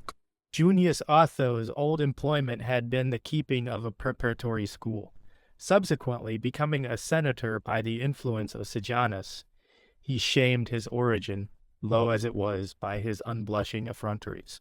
Rutidius, who was rich in excellent accomplishments and was sure, had he pursued a path of virtue, to reach the most brilliant distinction, was goaded on by an eager impatience, while he strove to outstrip his equals, then his superiors, and at last, even his own aspirations. Many have thus perished, even good men, despising slow and safe success, and hurrying on even at the cost of ruin to premature greatness. Gellius Publicola and Marcus Baconius, respectively quaestor and lieutenant of Silanus, swelled the number of the accusers. No doubt was felt as to the defendant's conviction for oppression and extortion, but there was a combination against him that must have been perilous even to an innocent man. Besides a host of adverse senators, there were the most accomplished orators of all Asia who, as such, had been retained for the prosecution, and to these he had to reply alone without any experience in pleading, and under that personal apprehension which is enough to paralyze even the most practiced eloquence. For Tiberius did not refrain from pressing him with angry voice and look, himself putting incessant questions, without allowing him to rebut or evade them, and he had often even to make admissions that the questions might not have been asked in vain. His slaves, too, were sold by auction to the state agent to be examined by torture, and that not a friend might help him in his danger, charges of treason were added, a binding guarantee for sealed lips.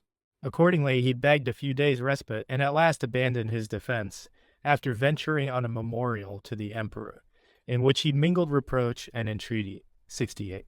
Tiberius, that his proceedings against Silanus might find some justification in precedent, ordered the divine Augustus's indictment of Valisus Messala, also a proconsul of Asia, and the Senate's sentence on him to be read. He then asked Lucius Piso his opinion. After a long preliminary eulogy on the prince's clemency, Piso pronounced that Silanus ought to be outlawed and banished to the island of Gerus. The rest concurred, with the exception of Cneius Lentulus, who, with the assent of Tiberius, proposed that the property of Silanus's mother, as she was very different from him, should be exempted from confiscation and given to the son. 69. Cornelius Dolabella, however, by way of carrying flattery yet further, sharply censured the morals of Silanus, and then moved that no one of disgraceful life and notorious infamy should be eligible for a province, and that of this the emperor should be judge. Laws, indeed, he said, punish crimes committed, but how much more merciful would it be to individuals? How much better for our allies to provide against their commission? The emperor opposed the motion. Although he said, I am not ignorant of the reports about Silanus, still we must decide nothing by hearsay. Many a man has behaved in a province quite otherwise than was hoped or feared of him. Some are roused to higher things by great responsibility. Others are paralyzed by it. It is not possible for a prince's knowledge to embrace everything, and it is not expedient that he should be exposed to the ambitious schemings of others. Laws are ordained to meet facts, inasmuch as the future is uncertain. It was the rule of our ancestors that, whenever there was first an offense, some penalty should follow. Let us not revolutionize a wisely devised and ever-approved system. Princes have enough burdens and also enough power. Rights are invariably abridged as despotism increases, nor ought we to fall back on imperial authority when we can have recourse to the laws. Such constitutional sentiments were so rare with Tiberius that they were welcomed with all the heartier joy, knowing, as he did, how to be forbearing. When he was not under the stimulus of personal resentment, he further said that Gyarus was a dreary and uninhabited island, and that, as a concession to the Junian family and to a man of the same order as themselves, they might let him retire by preference to Cythnus. This, he added, was also the request of Torquata, Silanus's sister, a Vestal of primitive purity. The motion was carried after a division, 70. Audience was next given to the people of Cyrene, and on the prosecution of Ancarius Priscus, Caesius Cordus was convicted of extortion. Lucius Ennius, a Roman knight, was accused of treason for having converted a statue of the emperor to the common use of silver plate. But the emperor forbade his being put upon his trial, though Aetius Capito openly remonstrated with a show of independence. The Senate, he said, ought not to have wrested from it the power of deciding a question, and such a crime must not go unpunished. Granted that the emperor might be indifferent to a personal grievance. Still, he should not be generous in the case of wrongs to the commonwealth. Tiberius interpreted the remark according to its drift rather than its mere expression, and persisted in his veto. Capito's disgrace was the more conspicuous, for versed as he was in the science of law, human and divine, he had now dishonored a brilliant public career, as well as a virtuous private life. Next came a religious question as to the temple in which ought to be deposited the offering which the Roman knights had vowed to Fortune of the Knights for the recovery. Although that goddess had several shrines in Rome, there was none with this special designation. It was ascertained that there was a temple so called at Annium, and that all sacred rites in the towns of Italy, as well as temples and images of deities, were under the jurisdiction and authority of Rome. Accordingly, the offering was placed at Antium. As religious questions were under discussion, the emperor now produced his answer to Servius Meliginensis, Jupiter's priest, which he had recently deferred, and read the pontifical decree, prescribing that whenever illness attacked a priest of Jupiter, he might, with the supreme pontiff's permission, be absent more than 2 nights, provided it was not during the days of public sacrifice, or more than twice in the same year. This regulation of the Emperor Augustus sufficiently proved that a year's absence and a provincial government were not permitted to the priests of Jupiter. There was also cited the precedent of Lucius Metellus, supreme pontiff, who had detained at Rome the priest Aulus Postumius. And so Asia was allotted to the ex-consul next in seniority to Meliginensis, 72. About the same time, Lepidus asked the Senate's leave to restore and embellish, at his own expense, the Basilica of Paulus, that monument of the Aemilian family.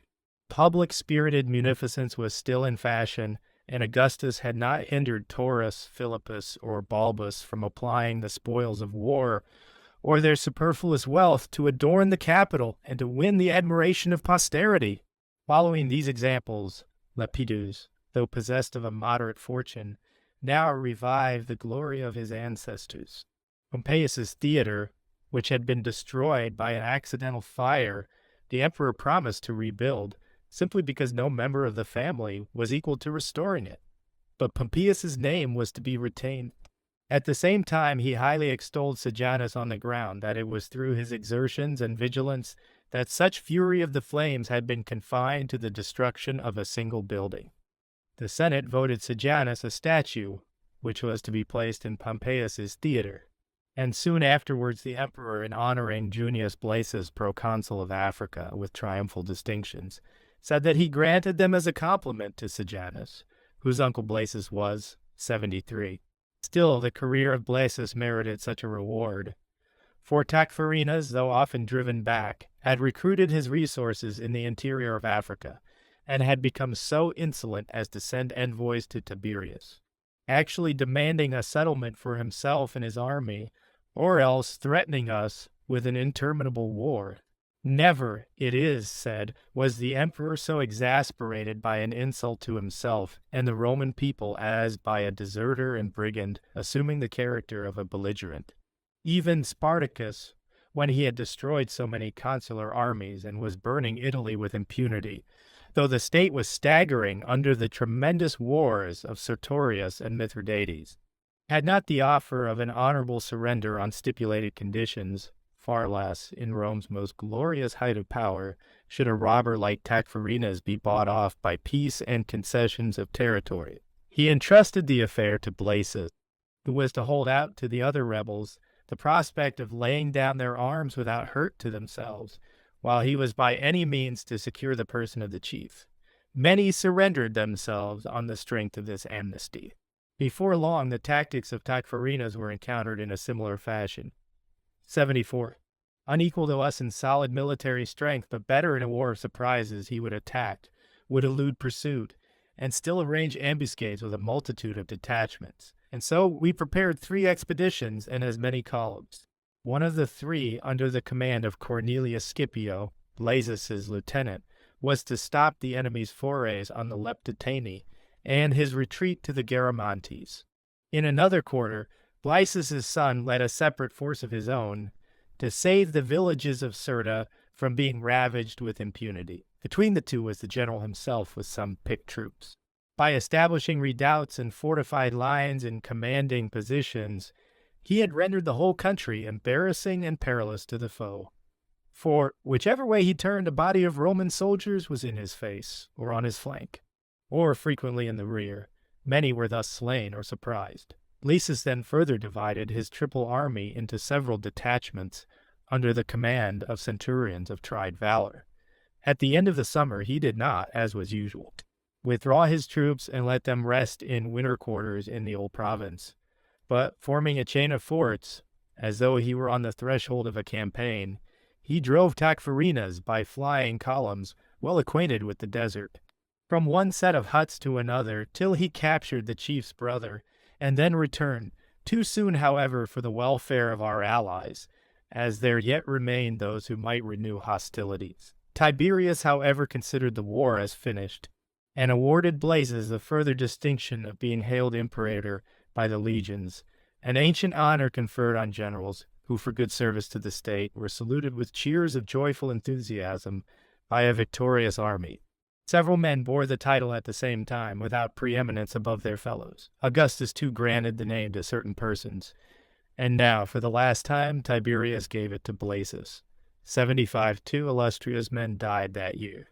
One was Asinius Saloninus, distinguished as the grandson of Marcus Agrippa, and Asinius Pollio, as the brother of Drusus and the intended husband of the emperor's granddaughter. The other was Capito Attius, already mentioned, who had won a foremost position in the state by his legal attainments, though his grandfather was but a centurion in Sulla's army, his father having been a praetor. He was prematurely advanced to the consulship by Augustus, so that he might be raised by the honor of this promotion above Labeo Antistius, a conspicuous member of the same profession. That age indeed produced at one time 2 brilliant ornaments of peace, but while Labeo was a man of sturdy independence and consequently of wider fame, Capito's obsequiousness was more acceptable to those in power. Labeo, because his promotion was confined to the praetorship, gained in public favor through the wrong. Capito, in obtaining the consulship, incurred the hatred which grows out of envy. 76. Junia too, the niece of Cato, wife of Caius Cassius, and sister of Marcus Brutus, died this year, the 64th after the Battle of Philippi. Her will was the theme of much popular criticism, for with her vast wealth, after having honorably mentioned almost every nobleman by name, she passed over the emperor. Tiberius took the omission graciously, and did not forbid a panegyric before the rostra with the other customary funeral honors. The busts of 20 most illustrious families were borne in the procession, with the names of Manlius, Quinctius, and others of equal rank. But Cassius and Brutus outshone them all, from the very fact that their likenesses were not to be seen. Book 4th 1. The year when Caius Asinius and Caius Antistius were consuls was the 9th of Tiberius's reign, a period of tranquility for the state and prosperity for his own house, for he counted Germanicus's death a happy incident. Suddenly, fortune deranged everything. The emperor became a cruel tyrant, as well as an abettor of cruelty in others. Of this, the cause and origin was Aelius Sejanus, commander of the Praetorian cohorts, of whose influence I have already spoken. I will now fully describe his extraction, his character, and the daring wickedness by which he grasped at power. Born at Volsini, the son of Caius Strabo, a Roman knight, He attached himself in his early youth to Caius Caesar, grandson of the divine Augustus, and the story went that he had sold his person to Apicius, a rich debauchee. Soon afterwards he won the heart of Tiberius so effectually by various artifices that the emperor, ever dark and mysterious towards others, was with Sejanus alone careless and free-spoken. It was not through his craft, for it was by this very weapon that he was overthrown. It was rather from heaven's wrath against Rome, to whose welfare his elevation and his fall were alike disastrous. He had a body which could endure hardships and a daring spirit. He was one who screened himself while he was attacking others. He was as cringing as he was imperious. Before the world he affected humility. In his heart for the sake of which he sometimes lavish and luxurious, but oftener energetic and watchful, qualities quite as mischievous when hypocritically assumed for the attainment of sovereignty. 2. He strengthened the hitherto moderate powers of his office by concentrating the cohorts scattered throughout the capital into one camp, so that they might all receive orders at the same moment, and that the sight of their numbers and strength might give confidence to themselves, while it would strike terror into the citizens. His pretexts were the demoralization incident to a dispersed soldiery, the greater effectiveness of simultaneous action in the event of a sudden peril, and the stricter discipline which would be ensured by the establishment of an encampment at a distance from the temptations of the city. As soon as the camp was completed, he crept gradually into the affections of the soldiers by mixing with them and addressing them by name, himself selecting the centurions and tribunes. With the Senate, too, he sought to ingratiate himself. Distinguishing his partisans with offices and provinces, Tiberius readily yielding, and being so biased that not only in private conversation, but before the senators and the people he spoke highly of him as the partner of his toils, and allowed his statues to be honored in theaters and forums, and at the headquarters of our legions. 3. There were, however, obstacles to his ambition in the imperial house with its many princes, a son in youthful manhood and grown-up grandsons. As it would be unsafe to sweep off such a number at once by violence, while craft would necessitate successive intervals in crime, he chose on the whole the stealthier way, and to begin with Drusus, against whom he had the stimulus of a recent resentment. Drusus, who could not brook a rival and was somewhat irascible, had, in a casual dispute, raised his fist at Sejanus, and when he defended himself, had struck him in the face. On considering every plan, Sejanus thought his easiest revenge was to turn his attention to Livia, Drusus's wife. She was a sister of Germanicus, and though she was not handsome as a girl, she became a woman of surpassing beauty. Pretending an ardent passion for her, he seduced her, and having won his first infamous triumph, and assured that a woman after having parted with her virtue will hesitate at nothing, he lured her on to thoughts of marriage, of a share in sovereignty, and of her husband's destruction. And she, the niece of Augustus, the daughter-in-law of Tiberius, the mother of children by Drusus, for a provincial paramour, foully disgraced herself, her ancestors, and her descendants, giving up honor and a sure position for prospects as base as they were uncertain. They took into their confidence Eubuus, Livia's friend and physician, whose profession was a pretext for frequent secret interviews. Sejanus, to avert his mistress's jealousy, divorced his wife Apicata, by whom he had had 3 children. Still, the magnitude of the crime caused fear and delay, and sometimes a conflict of plans. Meanwhile, at the beginning of this year, Drusus, one of the children of Germanicus, assumed the dress of manhood, with a repetition of the honors decreed by the Senate to his brother Nero. The emperor added a speech with warm praise of his son for sharing a father's affection to his brother's children. Drusus, indeed, difficult as it is for power and mutual harmony to exist side by side, had the character of being kindly disposed, or at least not unfriendly towards the lads. And now the old plan, so often insincerely broached, of a progress through the provinces was again discussed. The emperor's pretext was the number of veterans on the eve of discharge and the necessity of fresh levies for the army. Volunteers were not forthcoming, and even if they were sufficiently numerous, They had not the same bravery and discipline, as it is chiefly the needy and the homeless who adopt by their own choice a soldier's life. Tiberius also rapidly enumerated the legions and the provinces which they had to garrison.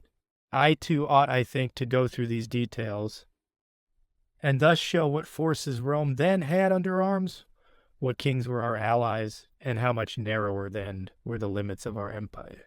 Italy on both seas was guarded by fleets at Misenum and at Ravenna, and the contiguous coast of Gaul by ships of war captured in the victory of Actium, and sent by Augustus powerfully manned to the town of Fora-Julia. But chief strength was on the Rhine, as a defense alike against Germans and Gauls, and numbered 8 legions. Spain, lately subjugated, was held by 3. Mauritania was King Juba's, who had received it as a gift from the Roman people. The rest of Africa was garrisoned by 2 legions, and Egypt by the same number. Next, beginning with Syria, all within the entire tract of country, stretching as far as the Euphrates, was kept in restraint by 4 legions. And on this frontier were Iberian, Albanian, and other kings, to whom our greatness was a protection against any foreign power. Thrace was held by Rumiloses and the children of Cadiz, the bank of the Danube by 2 legions in Pannonia, 2 in Moesia, and 2 also were stationed in Dalmatia, which, from the situation of the country, were in the rear of the other 4. And should Italy suddenly require aid, not too distant to be summoned. But the capital was garrisoned by its own special soldiery, 3 city, 9 praetorian cohorts, levied for the most part in Etruria and Umbria, or ancient Latium and the old Roman colony. There were besides in commanding positions in the provinces allied fleets, cavalry, and light infantry, of but little inferior strength. But any detailed account of them would be misleading, since they moved from place to place as circumstances required, and had their numbers increased and sometimes diminished. 6, it is, however, I think, a convenient opportunity for me to review the hitherto prevailing methods of administration in the other departments of the state, inasmuch as that year brought with it the beginning of a change for the worse in Tiberius' policy. In the first place, public business and the most important private matters were managed by the Senate. The leading men were allowed freedom of discussion, and when they stooped to flattery, the emperor himself checked them. He bestowed honors with regard to noble ancestry, military renown, or brilliant accomplishments as a civilian, letting it be clearly seen that there were no better men to choose. The consul and the praetor retained their prestige. Inferior magistrates exercised their authority. The laws, too, with the single exception of cases of treason, were properly enforced. As to the duties on corn, the indirect taxes, and other branches of the public revenue, they were in the hands of companies of Roman knights.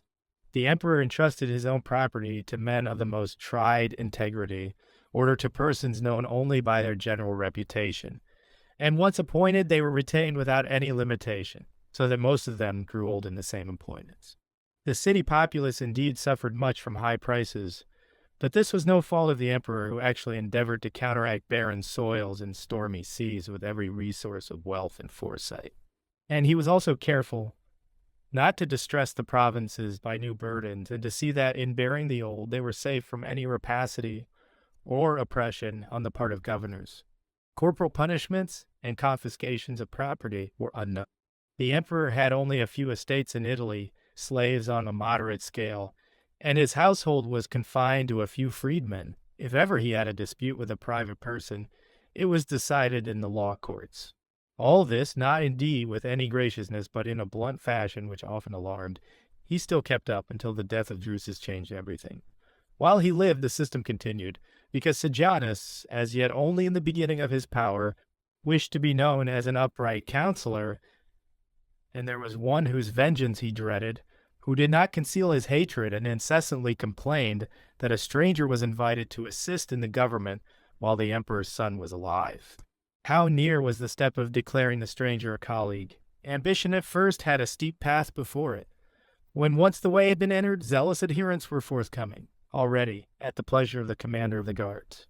A camp had been established, the soldiers given into his hands. His statues were to be seen among the monuments of Cneius Pompeius. His grandsons would be of the same blood as the family of the Drusi. Henceforth they must pray that he might have self-control, and so be contented. So would Drusus talk, not unfrequently, or only in the hearing of a few persons. Even his confidences, now that his wife had been corrupted, were betrayed. Sejanus accordingly thought that he must be prompt, and chose a poison, the gradual working of which might be mistaken for a natural disorder. It was given to Drusus by Ligdus, a eunuch, as was ascertained 8 years later. As for Tiberius, he went to the Senate house during the whole time of the prince's illness, either because he was not afraid or to show his strength of mind, and even in the interval between his death and funeral. Seeing the consuls, in token of their grief, sitting on the ordinary benches, he reminded them of their high office and of their proper place. And when the Senate burst into tears, suppressing a groan, he revived their spirits with a fluent speech. He knew indeed that he might be reproached for thus encountering the gaze of the Senate after so recent an affliction. Most mourners could hardly bear even the soothing words of kinsfolk or to look on the light of day. And such were not to be condemned as weak, but he had sought a more manly consolation in the bosom of the Commonwealth. Then, deploring the extreme age of Augusta, the childhood of his grandsons, and his own declining years, he begged the Senate to summon Germanicus his children, the only comfort under their present misery. The consuls went out, and having encouraged the young princes with kind words, brought them in and presented them to the emperor. Taking them by the hand, he said, "Senators, when these boys lost their father, I committed them to their uncle, and begged him, though he had children of his own, to cherish and rear them as his own offspring, and train them for himself and for posterity. Drusus is now lost to us, and I turn my prayers to you, and before heaven and your country, I adjure you to receive into your care and guidance the great-grandsons of Augustus, descendants of a most noble ancestry. So fulfill your duty and mine. To you, Nero and Drusus, these senators are as fathers. Such is your birth that your prosperity and adversity must alike affect the state." 9. There was great weeping at these words, and then many a benediction. Had the emperor set bounds to his speech, he must have filled the hearts of his hearers with sympathy and admiration. But he now fell back on those idle and often ridiculed professions about restoring the republic, and the wish that the consuls or someone else might undertake the government, and thus destroyed belief even in what was genuine and noble. The same honors were decreed to the memory of Drusus as to that of Germanicus, and many more were added, such is the way with flattery when repeated. The funeral with its procession of statues was singularly grand. Aeneas, the father of the Julian house, all the Alban kings, Romulus, Rome's founder, then the Sabine nobility, Aetus Clausus, and the busts of all the other Claudia were displayed in a long train. 10. In relating the death of Drusus, I have followed the narrative of most of the best historians, but I would not pass over a rumor of the time, the strength of which is not even yet exhausted. Sejanus, it is said, having seduced Livia into crime, next secured, by the foulest means, the consent of Ligdus, the eunuch, as from his youth and beauty. He was his master's favorite, and one of his principal attendants. When those who were in the secret had decided on the time and place of the poisoning, Sejanus, with the most consummate daring, reversed his plan, and whispering an accusation against Drusus of intending to poison his father, warned Tiberius to avoid the first draught offered him as he was dining at his son's house. Thus deceived, the old emperor, on sitting down to the banquet, took the cup and handed it to Drusus. His suspicions were increased when Drusus, in perfect unconsciousness, drank it off with youthful eagerness, apparently out of fear and shame, bringing on himself the death which he had plotted against his father. 11. These popular rumors, over and above the fact that they are not vouched for by any good writer, may be instantly refuted. For who, with moderate prudence, far less Tiberius with his great experience, would have thrust destruction on a son, without even hearing him, with his own hand too, and with an impossibility of returning to better thoughts? Surely he would rather have had the slave who handed the poison, tortured, have sought to discover the traitor, in short, would have been as hesitating and tardy in the case of an only son hitherto unconvicted of any crime, as he was naturally even with strangers, But as Sejanus had the credit of contriving every sort of wickedness, the fact that he was the emperor's special favorite, and that both were hated by the rest of the world, procured belief for any monstrous fiction, and rumor too always has a dreadful side in regard to the deaths of men in power. Besides, the whole process of the crime was betrayed by Apicata, Sejanus's wife, and fully divulged, under torture, by Eudemus and Ligdus. No writer has been found sufficiently malignant to fix the guilt on Tiberius, though every circumstance was scrutinized and exaggerated. My object in mentioning and refuting this story is, by a conspicuous example, to put down hearsay, and to request all into whose hands my work shall come, not to catch eagerly at wild and improbable rumors, in preference to genuine history, which has not been perverted into romance. 12. Tiberius pronounced a panegyric on his son before the rostra, during which the Senate and people, in appearance rather than in heart, put on the expression and accents of sorrow, while they inwardly rejoiced at the brightening future of the family of Germanicus. This beginning of popularity and the ill-concealed ambition of their mother Agrippina hastened its downfall. Sejanus, when he saw that the death of Drusus was not avenged on the murderers and was no grief to the people, grew bold in wickedness, and now that his first attempt had succeeded, speculated on the possibility of destroying the children of Germanicus, whose succession to the throne was a certainty. There were 3, and poison could not be distributed among them, because of the singular fidelity of their guardians and the unassailable virtue of Agrippina. So Sejanus inveighed against Agrippina's arrogance, and worked powerfully on Augusta's old hatred of her and on Livia's consciousness of recent guilt, and urged both these women to represent to the emperor that her pride as a mother and her reliance on popular enthusiasm were leading her to dream of empire. Livia availed herself of the cunning of accusers, among whom she had selected Julius Postumus, a man well suited to her purpose, as he had an intrigue with Mutilia Prisca, and was consequently in the confidence of Augusta, over whose mind Prisca had great influence. She thus made her aged grandmother, whose nature it was to tremble for her power, irreconcilably hostile to her grandson's widow. Agrippina's friends, too, were induced to be always inciting her proud spirit by mischievous talk. 13.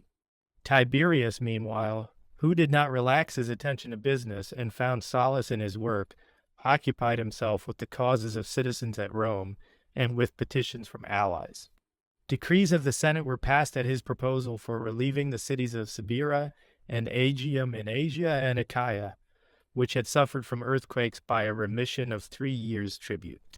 Vibius Serenus, too, proconsul of further Spain, was condemned for violence in his official capacity, and was banished to the island of Amorgus for his savage temper. Carcidius Sacerdos, accused of having helped our enemy Tacfarinas with supplies of grain, was acquitted, as was also Caius Gracchus on the same charge. Gracchus's father, Sempronius, had taken him, when a mere child, to the island of Cercina to be his companion in exile. There he grew up among outcasts who knew nothing of a liberal education, and after a while supported himself in Africa and Sicily by petty trade. But he did not escape the dangers of high rank. Had not his innocence been protected by Aelius Lamia and Lucius Apronius, successive governors of Africa, the splendid fame of that ill-starred family, and the downfall of his father would have dragged him to ruin. This year, too, brought embassies from the Greek communities. The people of Samos and Kos petitioned for the confirmation of the ancient right of sanctuary for the respective temples of Juno and Aesculapius. The Samians relied on a decree of the Amphictyonic Council, which had the supreme decision of all questions when the Greeks, through the cities they had founded in Asia, had possession of the seacoast. Kos could boast equal antiquity, and it had an additional claim connected with the place. Roman citizens had been admitted to the temple of Aesculapius when King Mithridates ordered a general massacre of them throughout all the islands and cities of Asia. Next, after various and usually fruitless complaints from the praetors, the emperor finally brought forward a motion about the licentious behavior of the players. They had often, he said, sought to disturb the public peace and to bring disgrace on private families, and the old Oscan farce once a wretched amusement for the vulgar, had become at once so indecent and so popular that it must be checked by the Senate's authority. The players upon this were banished from Italy. 15 that same year also brought fresh sorrow to the emperor by being fatal to one of the twin sons of Drusus, equally too by the death of an intimate friend. This was Lucilius Longus, the partner of all his griefs and joys, the only senator who had been the companion of his retirement in Rhodes. And so, though he was a man of humble origin, the Senate decreed him a censor's funeral and a statue in the Forum of Augustus at the public expense. Procurator of Asia, who was impeached by his province, was tried by them, the emperor vehemently asserting that he had merely given the man authority over the slaves and property of the imperial establishments, that if he had taken upon himself the powers of a praetor and used military force, he had disregarded his instruction. Therefore they must hear the provincials. So the case was heard and the accused condemned. The cities of Asia, gratified by this retribution and the punishment inflicted in the previous year on Caius Silanus, voted a temple to Tiberius's mother in the Senate and were permitted to build it. Nero thanked the senators and his grandfather on their behalf, and carried with him the joyful sympathies of his audience, who, with the memory of Germanicus fresh in their minds, imagined that it was his face they saw, his voice they heard. The youth, too, had a modesty and a grace of person worthy of a prince, the more charming, because of his peril from the notorious enmity of Sejanus. 16. About the same time the emperor spoke on the subject of electing a priest of Jupiter, in the room of Servius Meliginensis, deceased, and of the enactment of a new law. It was, he said, the old custom to nominate together 3 patricians as the parents wedded according to the primitive ceremony, and of these one was to be chosen. Now, however, there was not the same choice as formerly, the primitive form of marriage having been given up or being observed only by a few persons. For this he assigned several reasons, the chief being men's and women's indifference. Then again, the ceremony itself had its difficulties, which were purposely avoided, and there was the objection that the man who obtained this priesthood was emancipated from the father's authority, as also was his wife as passing into the husband's control. So the Senate, Tiberius argued, ought to apply some remedy by a decree of a law, as Augustus had accommodated certain relics of a rude antiquity to the modern spirit. It was then decided, after a discussion of religious questions, that the institution of the priests of Jupiter should remain unchanged. A law, however, was passed that the priestess, in regard to her sacred functions, was to be under the husband's control, but in other respects to retain the ordinary legal position of Meliginensis, the son, was chosen successor to his father. To raise the dignity of the priesthood and to inspire the priests with more zeal in attending to the ceremonial, a gift of 2 million sesterces was decreed to the Vestal Cornelia, chosen in the room of Scantia, and, whenever Augusta entered the theater, she was to have a place in the seats of the Vestals. 17. In the consulship of Cornelius Sethius and Vesalius Vero the pontiffs, whose example was followed by the other priests in offering prayers for the emperor's health, commended also Nero and Drusus to the same deities, not so much out of love for the young princes as out of sycophancy, the absence and excess of which in a corrupt age are alike dangerous.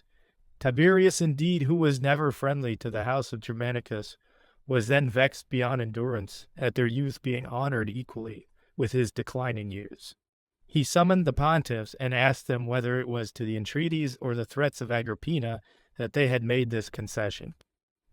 And though they gave a flat denial, he rebuked them but gently, for many of them were her own relatives or were leading men in the state. However, he addressed a warning to the Senate against encouraging pride in their young and excitable minds by premature honors. For Sejanus spoke vehemently and charged them with rending the state almost by civil war. There were those, he said, who called themselves the party of Agrippina, and unless they were checked, there would be more. The only remedy for the increasing discord was the overthrow of 1 or 2 of the most empty. Accordingly, he attacked Caius Silius and Titius Sabinus. The friendship of Germanicus was fatal to both. As for Silius, his having commanded a great army for 7 years, and won in Germany, the distinctions of a triumph for his success in the war with Sacrovir would make his downfall all the more tremendous, and so spread greater terror among others. Many thought that he had provoked further displeasure by his own presumption and his extravagant boast that his troops had been steadfastly loyal, while other armies were falling into mutiny, and that Tiberius's throne could not have lasted had his legions too been bent on revolution. All this the emperor regarded as undermining his own power, which seemed to be unequal to the burden of such an obligation. For benefits received are a delight to us as long as we think we can requite them. When that possibility is far exceeded, they are repaid with hatred instead of gratitude. 19th. Silius had a wife, Sosia Galla, whose love of Agrippina made her hateful to the emperor. The two, it was decided, were to be attacked, but Sabinus was to be put off for a time. Varro, the consul, was let loose on them, who, under color of a hereditary feud, humored the malignity of Sejanus to his own disgrace. The accused begged a brief respite until the prosecutor's consulship expired, but the emperor opposed the request. It was usual, he argued, for magistrates to bring a private citizen to trial, and a consul's authority ought not to be impaired, seeing that it rested with his vigilance to guard the commonwealth from loss. It was characteristic of Tiberius to veil new devices in wickedness under ancient names. And so, with a solemn appeal, he summoned the Senate as if there were any laws by which Silius was being tried, as if Varro were a real consul or Roma Commonwealth. The accused either said nothing or, if he attempted to defend himself, hinted, not obscurely, at the person whose resentment was crushing him. A long-concealed complicity in Sacrovir's rebellion, a rapacity which sullied his victory, and his wife Sosia's conduct were alleged against him. Unquestionably, they could not extricate themselves from the charge of extortion. The whole affair, however, was conducted as a trial for treason, and Silius forestalled impending doom by a self-inflicted death. 20. Yet there was a merciless confiscation of his property, though not to refund their money to the provincials, none of whom pressed any demand. But Augustus's bounty was wrested from him, and the claims of the imperial exchequer were computed in detail. This was the first instance on Tiberius' part of sharp dealing with the wealth of others. Sogia was banished on the motion of Asinius Gallus, who had proposed that half her estate should be confiscated, half left to the children. Marcus Lepidus, on the contrary, was for giving a fourth to the prosecutors, as the law required, the remainder to the children. This Lepidus, I am satisfied, was for that age a wise and high-principled man. Many a cruel suggestion made by the flattery of others he changed for the better, and yet he did not want tact, seeing that he always enjoyed an uniform prestige, and also the favor of Tiberius. This compels me to doubt whether the liking of P. Rinces for some men and their antipathy to others depend, like other contingencies, on a fate and destiny to which we are born, or to some degree on our own plans, so that it is possible to pursue a course between a defiant independence and a debasing servility, free from ambition and its perils.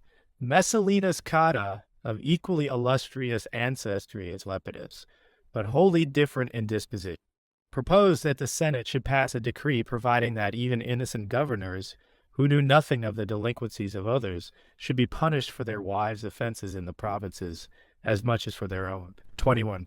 Proceedings were then taken against Calpurnius Piso, a high-spirited nobleman. He it was, as I have related, who had exclaimed more than once in the Senate that he would quit Rome because of the combinations of the informers, and had dared, in defiance of Augusta's power, to sue Urgulania and summon her from the emperor's palace. Tiberius submitted to this at the time, not ungraciously, but the remembrance of it was vividly impressed on a mind which brooded over its resentments, even though the first impulse of his displeasure had subsided. Quintus Granius accused Piso of secret treasonable conversation, and added that he kept poison in his house and wore a dagger whenever he came into the Senate. This was passed over as too atrocious to be true. He was to be tried on the other charges, a multitude of which were heaped on him, but his timely death cut short the trial. Next was taken the case of Cassius Severus as an exile. A man of mean origin and a life of crime, but a powerful pleader, he had brought on himself, by his persistent quarrelsomeness, a decision of the Senate under oath, which banished him to Crete. There, by the same practices he drew on himself, fresh odium and revived the old. Stripped of his property and outlawed, he wore out his old age on the rock of Seriphos, 22:2. About the same time, Plautius Silvanus, the praetor, for unknown reasons, threw his wife Apronia out of a window. When summoned before the emperor by Lucius Apronius, his father-in-law, he replied incoherently, representing that he was in a sound sleep and consequently knew nothing, and that his wife had chosen to destroy herself. Without a moment's delay, Tiberius went to the house and inspected the chamber, where were seen the marks of her struggling and of her forcible ejection. He reported this to the Senate, and as soon as judges had been appointed, Urgulania, the grandmother of Silvanus, sent her grandson a dagger. This was thought equivalent to a hint from the emperor because of the known intimacy between Augusta and Urgulania. The accused tried to steal in vain, and then allowed his veins to be opened. Shortly afterwards, Numantina, his former wife, was charged with having caused her husband's insanity by magical incantations and potions, but she was acquitted, 23. This year at last released Rome from her long contest with the Numidian Tacfarinas, former generals, when they thought that their successes were enough to ensure them triumphal distinctions, left the enemy to himself. There were now in Rome 3 laureled statues, and yet Tacfarinas was still ravaging Africa, strengthened by reinforcement from the Moors, who, under the boyish and careless rule of Ptolemaeus, Juba's son, had chosen war in preference to the despotism of freedmen and slaves. He had the king of the Garamantes to receive his plunder and to be the partner of his raids, not indeed with a regular army, but with detachments of light troops, whose strength as they came from a distance rumor exaggerated. From the province itself, every needy and restless adventurer hurried to join him.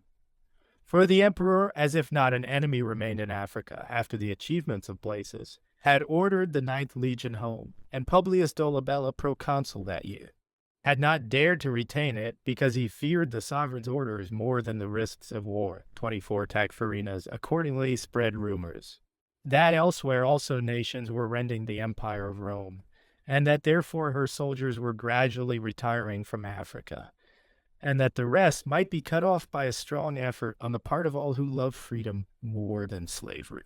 He thus augmented his force, and having formed a camp, he besieged the town of Tubuscum.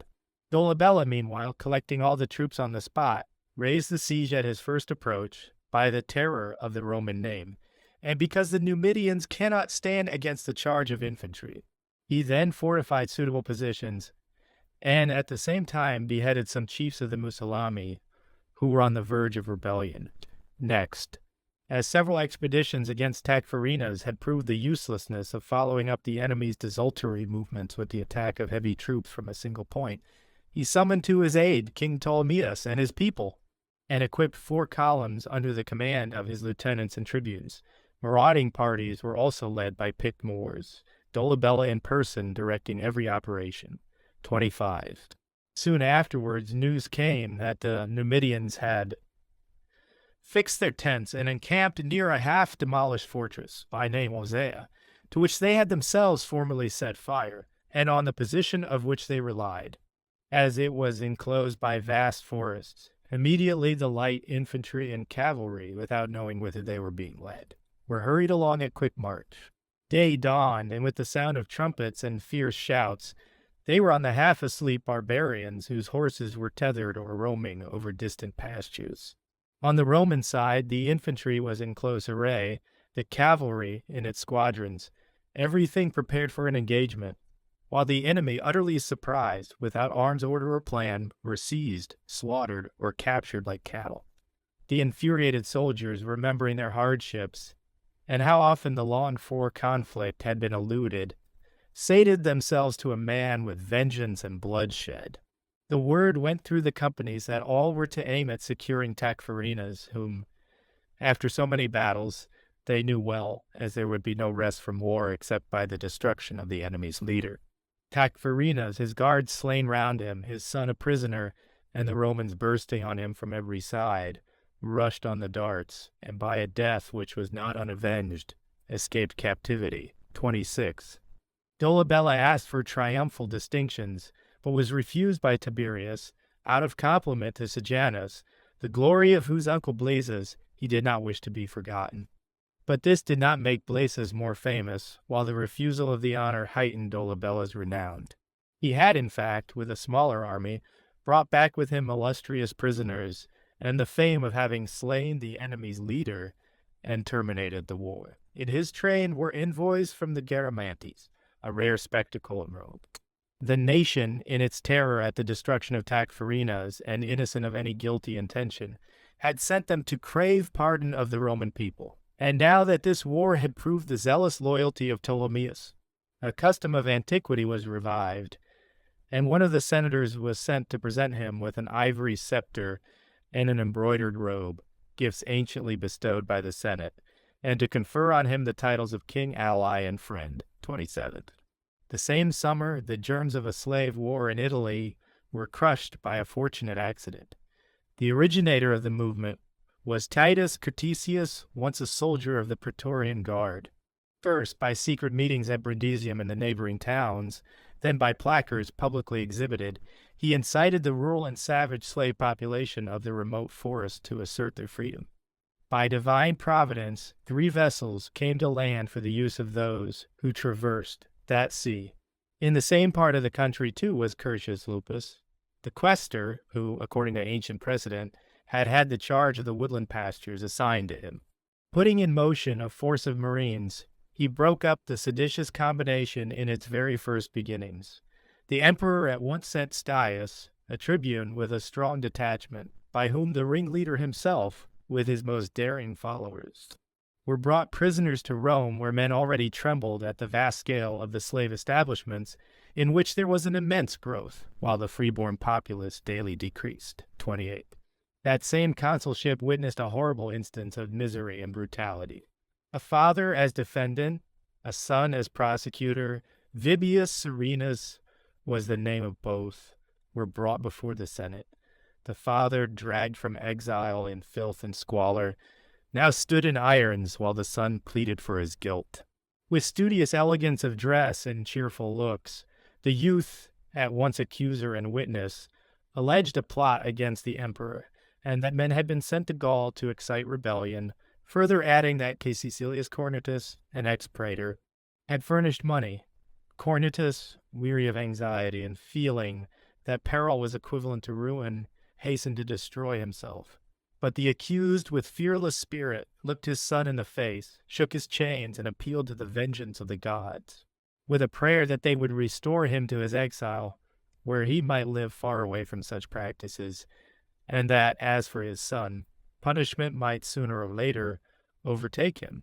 He protested, too, that Cornutus was innocent, and that his terror was groundless, as would easily be perceived if other names were given up. For he never would have plotted the emperor's murder and a revolution with only one confederate. 29. Upon this, the prosecutor named Cneus Lentulus and Caius Tubero, to the great confusion of the emperor, at finding a hostile rebellion and disturbance of the public peace charged on 2 leading men in the state, his own intimate friend, the first of whom was in extreme old age and the second in very feeble health. They were, however, at once acquitted. As for the father, his slaves were examined by torture, and the result was unfavorable to the accuser. The man, maddened by remorse and terror-stricken by the popular voice, which menaced him with the dungeon, the rock, or a parricide's doom, fled from Rome. He was dragged back from Ravenna and forced to go through the prosecution, during which Tiberius did not disguise the old grudge he bore the exile Serenus.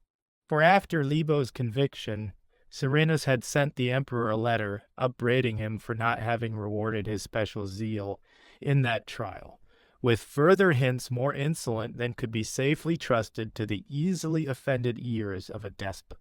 All this Tiberius revived 8 years later, charging on him various misconduct during that interval, even though the examination by torture, owing to the obstinacy of the slaves, had contradicted his guilt.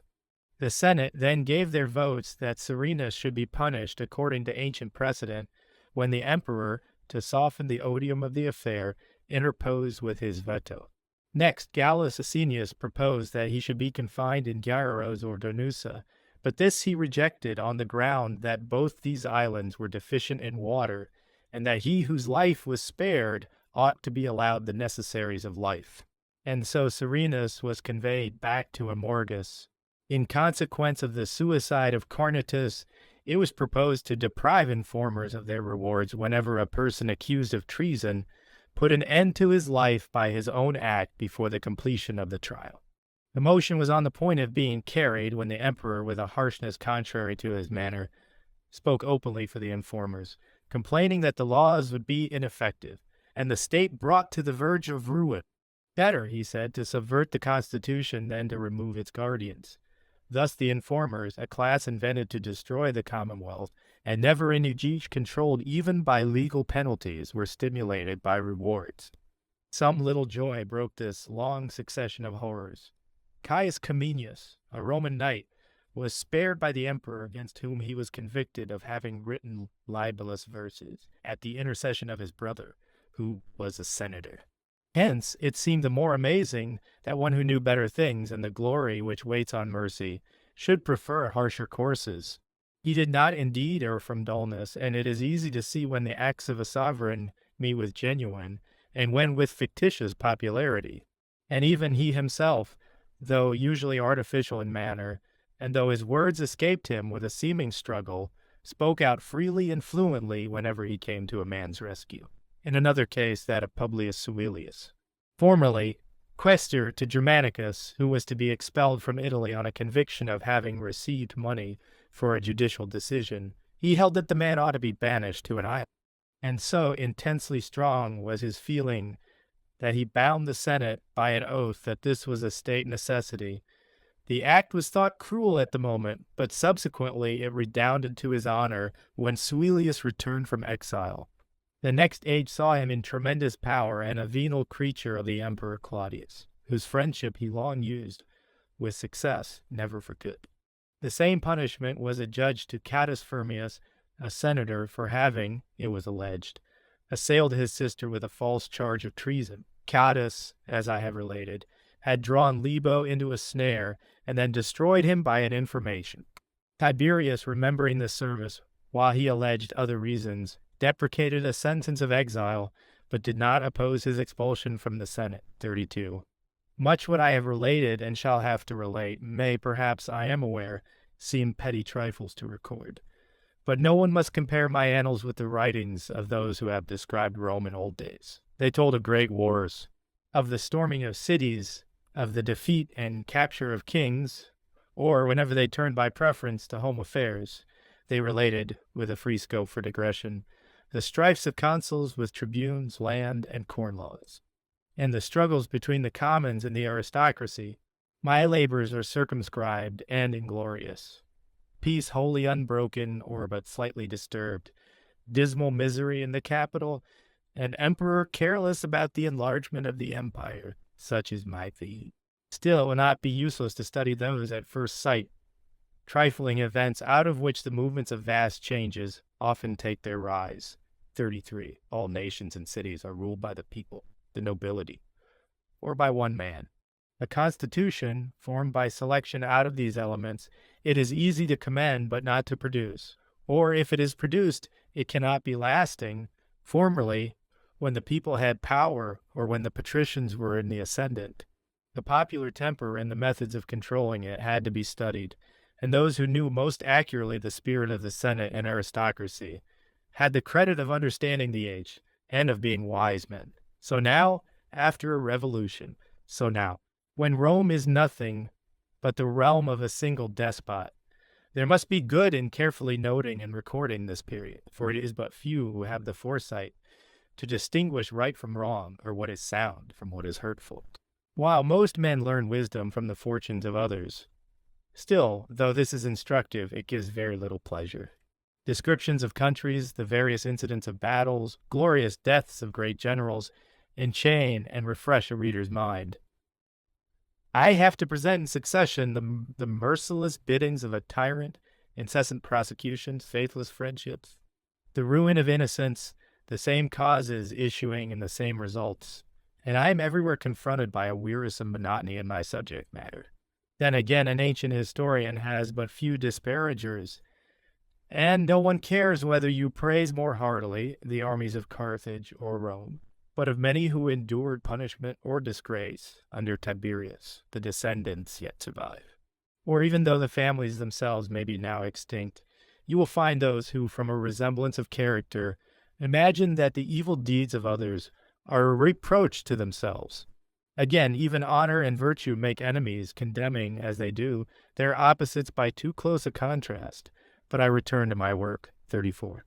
In the year of the consulship of Cornelius Cassus and Asinius Agrippa, Cremutius Cordus was arraigned on a new charge, now for the first time heard. He had published a history in which he had praised Marcus Brutus and called Caius Cassius the last of the Romans. His accusers were Satrius Secundus and Pinarius Nata, creatures of Sejanus. This was enough to ruin the accused. And then, too, the emperor listened with an angry frown to his defense, which Cremutius, resolved to give up his life, began thus: "It is my words, senators, which are condemned, so innocent am I of any guilty act." Yet these do not touch the emperor or the emperor's mother, who are alone comprehended under the law of treason. I am said to have praised Brutus and Cassius, whose careers many have described and no one mentioned without eulogy. Titus Livius, preeminently famous for eloquence and truthfulness, extolled Cneius Pompeius in such a panegyric that Augustus called him Pompeianus. And yet this was no obstacle to their friendship. Scipio Afranius, this very Cassius, this same Brutus, he nowhere describes as brigands and traitors, terms now applied to them, but repeatedly as illustrious men. Asinius Pollio's writings too hand down a glorious memory of them, and Messala Corvinus used to speak with pride of Cassius as his general. Yet both these men prospered to the end with wealth and preferment. Again, that book of Marcus Cicero, in which he lauded Cato to the skies, how else was it answered by Caesar the dictator than by a written oration in reply, as if he was pleading in court? The letters Antonius, the harangues of Brutus, contain reproaches against Augustus, false indeed, but urged with powerful sarcasm. The poems which we read of Baculus and Catullus are crammed with invectives on the Caesars. Yet the divine Julius, the divine Augustus themselves bore all this, and let it pass. Whether in forbearance or in wisdom, I cannot easily say. Assuredly, what is despised is soon forgotten. When you resent a thing, you seem to recognize it. 35-9. Of the Greeks I say nothing. With them not only liberty, but even license went unpunished, or if a person aimed at chastising, he retaliated on satire by satire. It has, however, always been perfectly open to us, without any one to censure, to speak freely of those whom death has withdrawn alike from the partialities of hatred or esteem. Are Cassius and Brutus now in arms on the fields of Philippi, and am I with them rousing the people by harangues to stir up civil war? Did they not fall more than 70 years ago?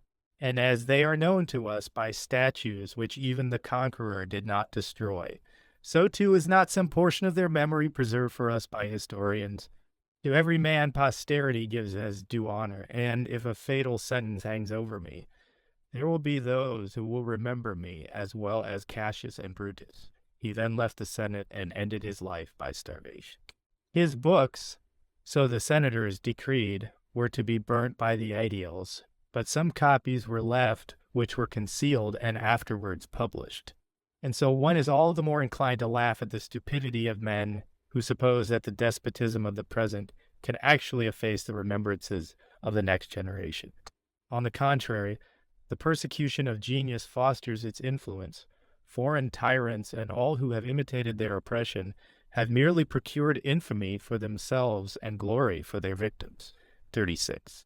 That year was such a continuous succession of prosecutions that on the days of the Latin festival, when Drusus, as city prefect, had ascended his tribunal for the inauguration of his office, Calpurnius Salvianus appeared before him against Sextus Marius. This the emperor openly censured, and it caused the banishment of Salvianus.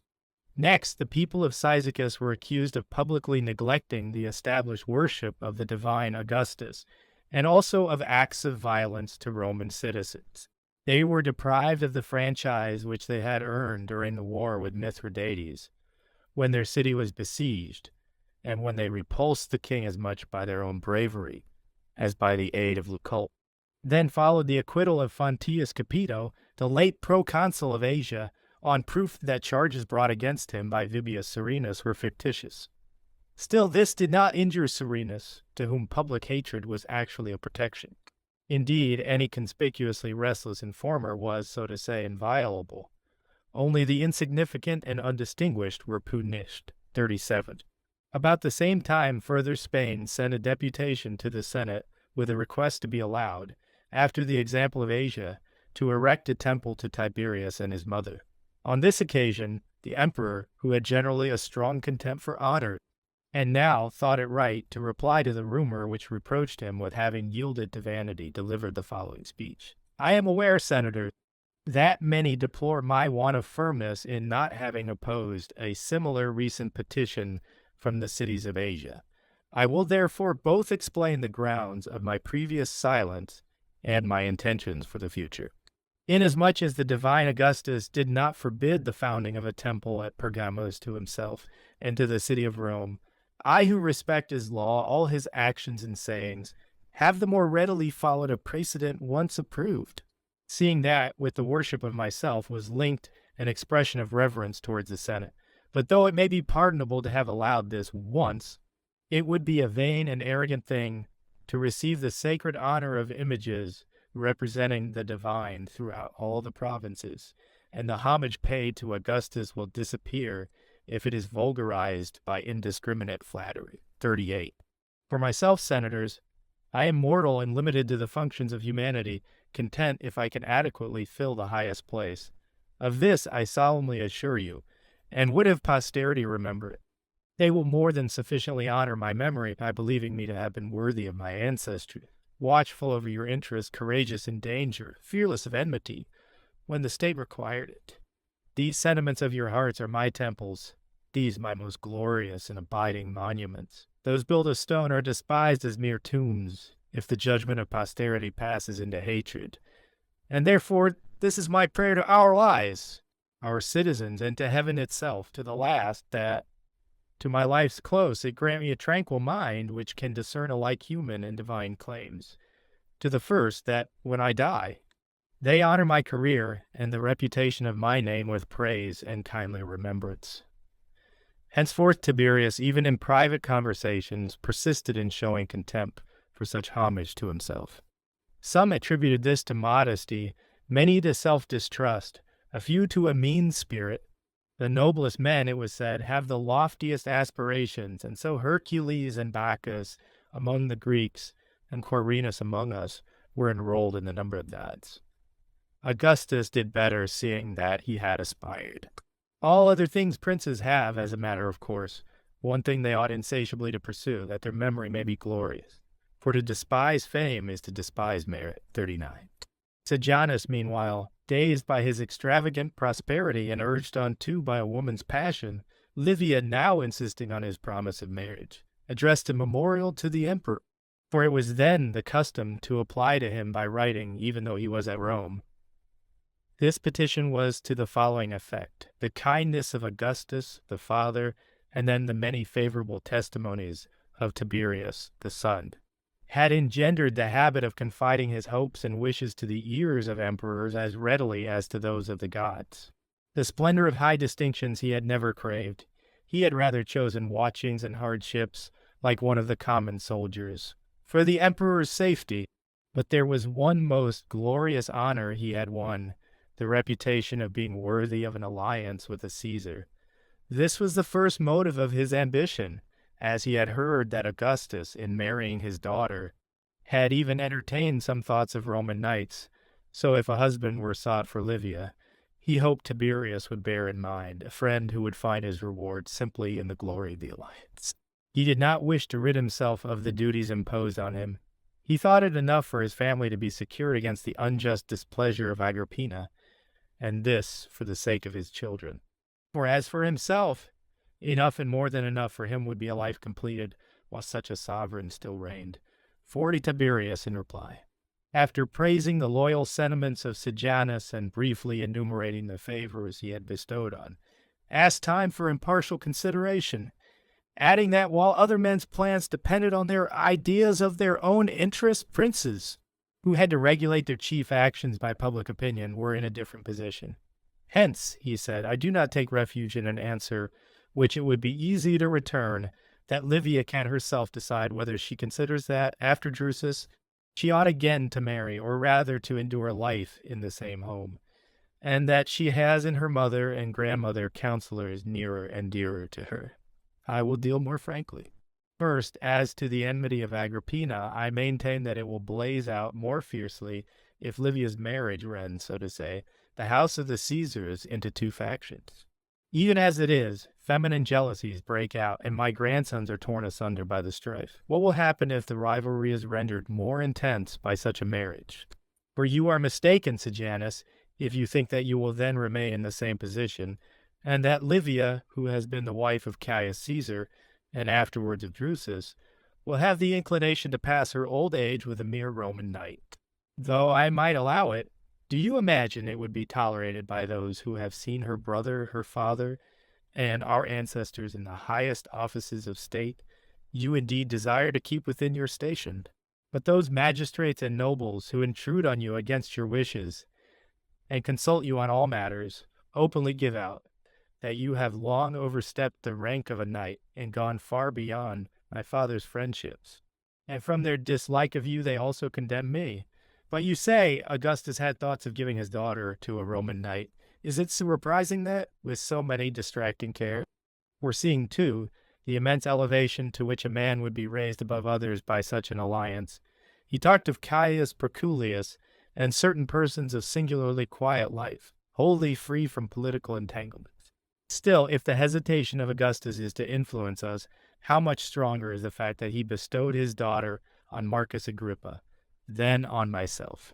All this as a friend I have stated without reserve, but I will not oppose your plans or those of Livia.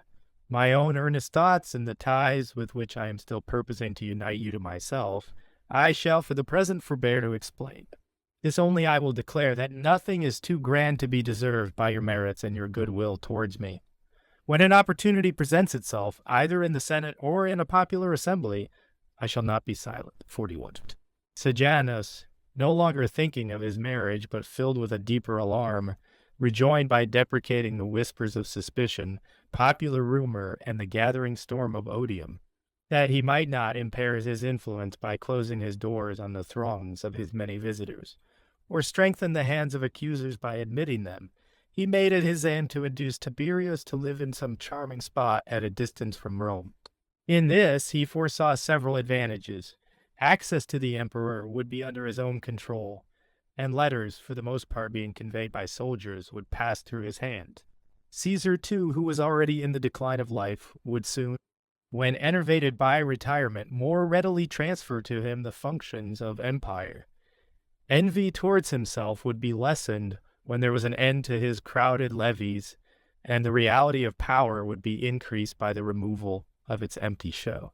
So he began to declaim against the laborious life of the capital, the bustling crowds, and streaming multitudes, while he praised repose and solitude, with their freedom from vexations and misunderstandings, and their special opportunities for the study of the highest questions.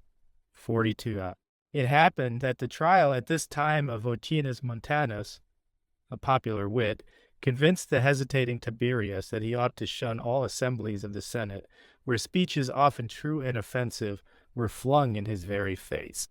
Votinus was charged with insulting expressions towards the emperor, and while the witness, Aemilius, a military man, in his eagerness to prove the case, repeated the whole story, and amid angry clamor struggled on with loud assertion, Tiberius heard the reproaches by which he was assailed in secret, and was so deeply impressed that he exclaimed that he would clear himself either at once or on a legal inquiry, and the entreaties of friends, with the flattery of the whole assembly, hardly restored his composure. As for Votinus, he suffered the penalty of treason, but the emperor, clinging all the more obstinately to the harshness with which he had been reproached in regard to accused persons, punished Aquilia with exile for the crime of adultery with various ligure, although Lentulus Gediculicus, the consul-elect, had proposed that she should be sentenced under the Julian law. He next struck off Appidius Merula from the register of the Senate for not having sworn obedience to the legislation of the divine Augustus. 43. Then a hearing was given to embassies from the Lacedaemonians and Messenians on the question of the temple of Diana in the marshes. The Lacedaemonians asserted that it had been dedicated by their ancestors and in their territory, and appealed to the records of their history and the hymns of poets, but it had been wrested from, they said, by the arms of the Macedonian Philip, with whom they had fought, and subsequently restored by the decision of Caius Caesar and Marcus Antonius. The Messenians, on the contrary, alleged the ancient division of the Peloponnesus among the descendants of Hercules, in which the territory of Denthelia, where the temple stood, had fallen to their king. Records of this event still existed, engraven on stone and ancient bronze. But if they were asked for the testimony of poetry and of history, they had it, they said, in greater abundance and authenticity. Philip had not decided arbitrarily, but according to fact, and King Antigonus, as also the general Mummius, had pronounced the same judgment. Such, too, had been the award of the Malalesians, to whom the arbitration had been publicly entrusted, and finally, of Adidius Geminus, the praetor of Achaia. And so the question was decided in favor of the Messenians.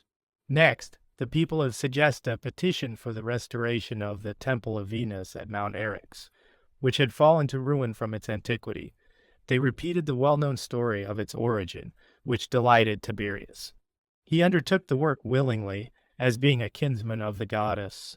After this was discussed, a petition from the city of Massilia and sanction given to the precedent of Publius Rutilius, who, having been legally banished from Rome, had been adopted as a citizen by the people of Smyrna. While Cassius Marcius, also in exile, had been received with a similar privilege by the inhabitants of Massilia, and had left his property to their community, as being now his own country. 44. 2 men of noble rank died in that year, Cneius Lentulus and Lucius Domitius. It had been the glory of Lentulus, to say nothing of his consulship, and his triumphal distinctions over the Gaiatuli, to have borne poverty with a good grace. Then, to have attained great wealth, which had been blamelessly acquired, and was modestly enjoyed. Domitius derived luster from a father who during the civil war had been master of the sea, till he united himself to the party of Antonius, and afterwards to that of Caesar. His grandfather had fallen in the battle of Pharsalia, fighting for the aristocracy. He had himself been chosen to be the husband of the younger Antonia, daughter of Octavia, and subsequently led an army across the Elbe, penetrating further into Germany than any Roman before him. For this achievement he gained triumphal honors. Lucius Antonius too then died, of a most illustrious but unfortunate family. His father, Julius Antonius, was capitally punished for adultery with Julia, and the son, when a mere youth, was banished by Augustus, whose sister's grandson he was, to the city of Massilia, where the name of exile might be masked under that of student. Yet honor was paid him in death, and his bones, by the Senate's decree, were consigned to the sepulchre of the Octavii. 45. While the same consuls were in office, an atrocious crime was committed in nearer Spain by a peasant of the Termestine tribe. Suddenly attacking the praetor of the province, Lucius Piso, as he was traveling in all the carelessness of peace, he killed him with a single wound. He then fled on a swift horse and reached a wooded country, where he parted with his steed and eluded pursuit amid rocky and pathless wilds. But he was soon discovered. The horse was caught and led through the neighboring villages, and its owner ascertained. Being found and put to the torture that he might be forced to reveal his accomplices, he exclaimed in a loud voice, in the language of his country, that it was in vain to question him. His comrades might stand by and look on, but that the most intense agony would not wring the truth from him. Next day, when he was dragged back to torture, he broke loose from his guards and dashed his head against a stone with such violence that he instantly fell dead. It was, however, believed that Piso was treacherously murdered by the Termestini. Some public money had been embezzled, and he was pressing for its payment too rigorously for the patience of barbarians. 46. In the consulship of Lentulus, Gagetulicus, and Caius Cavicius, triumphal distinctions were decreed to Poppaea Sabinus for a crushing defeat of some Thracian tribes, whose wild life in the highlands of a mountainous country made them unusually fierce. Besides their natural ferocity, the rebellion had its origin in their scornful refusal to endure levies and to supply our armies with their bravest men. Even native princes they would obey only according to their caprice. And if they sent aid, they used to appoint their own leaders and fight only against their neighbors. A rumor had then spread itself among them that, dispersed and mingled with other tribes, they were to be dragged away to distant countries. Before, however, they took up arms, they sent envoys with assurances of their friendship and loyalty, which they said would continue if they were not tried by any fresh burden. But if they were doomed to slavery as a conquered people, they had swords and young warriors and a spirit bent on freedom or resigned to death. As they spoke, they pointed to fortresses amid rocks, whither they had conveyed their parents and their wives, and threatened us with a difficult, dangerous, and sanguinary war. 47 Sabinus, meantime, while he was concentrating his troops, returned gentle answers.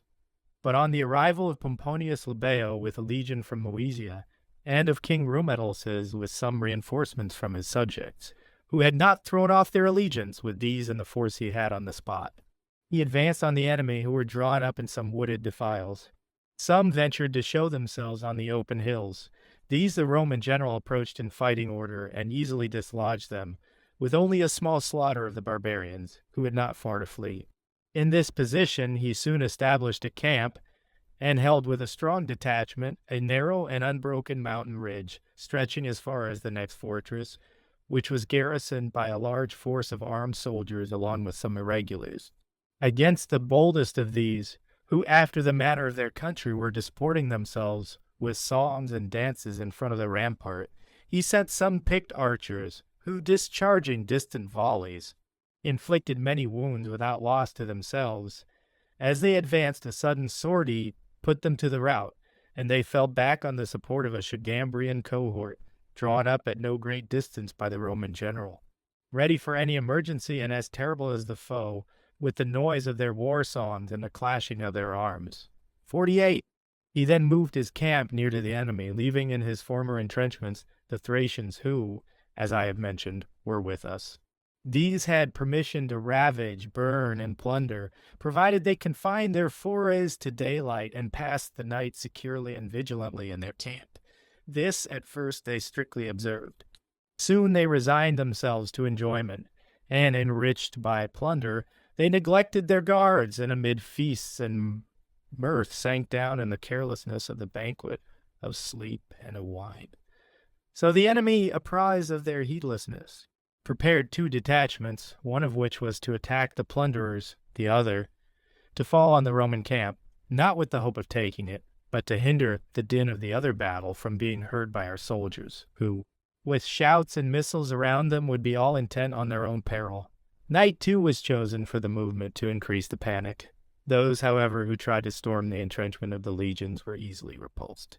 The Thracian auxiliaries were dismayed by the suddenness of the onset, for though some were lying close to their lines, far more were straggling beyond them, and the massacre was all the more savage, inasmuch as they were taunted with being fugitives and traitors and bearing arms for their own and their country's enslavement. 49. Next day, Sabinus displayed his forces in the plain on the chance of the barbarians being encouraged by the night's success to risk an engagement.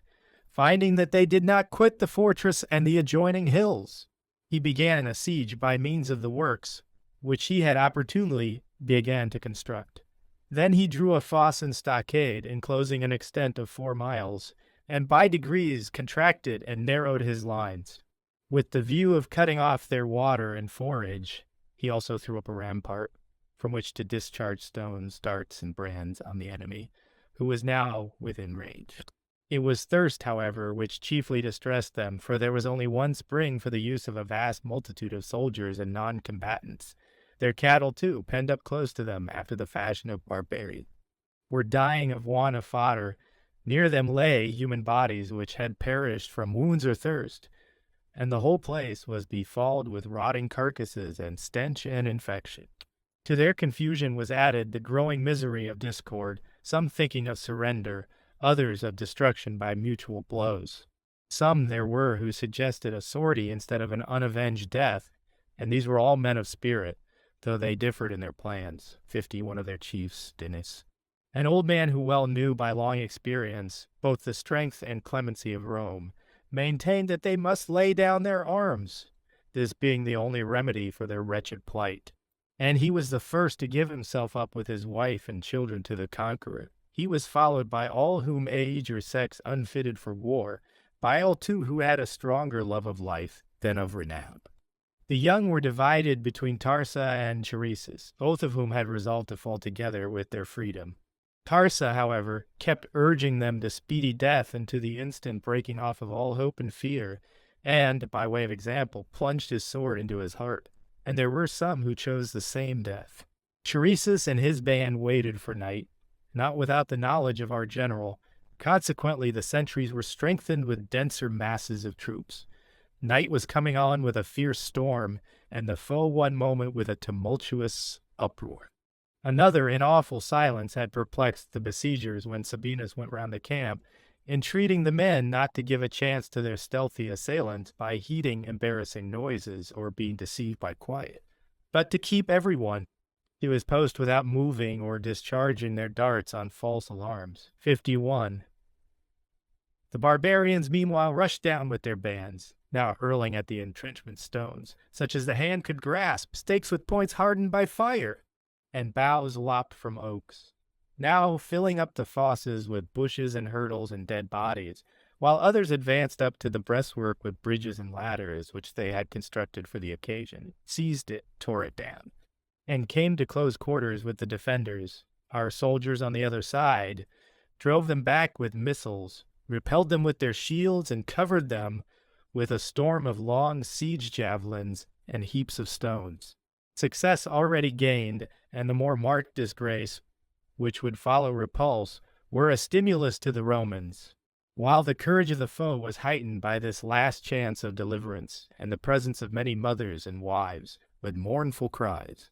Darkness, which increased the daring of some and the terror of others. Random blows. Wounds not foreseen.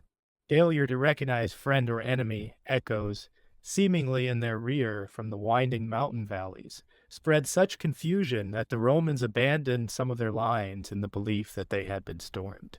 Only, however, a very few of the enemy had broken through them.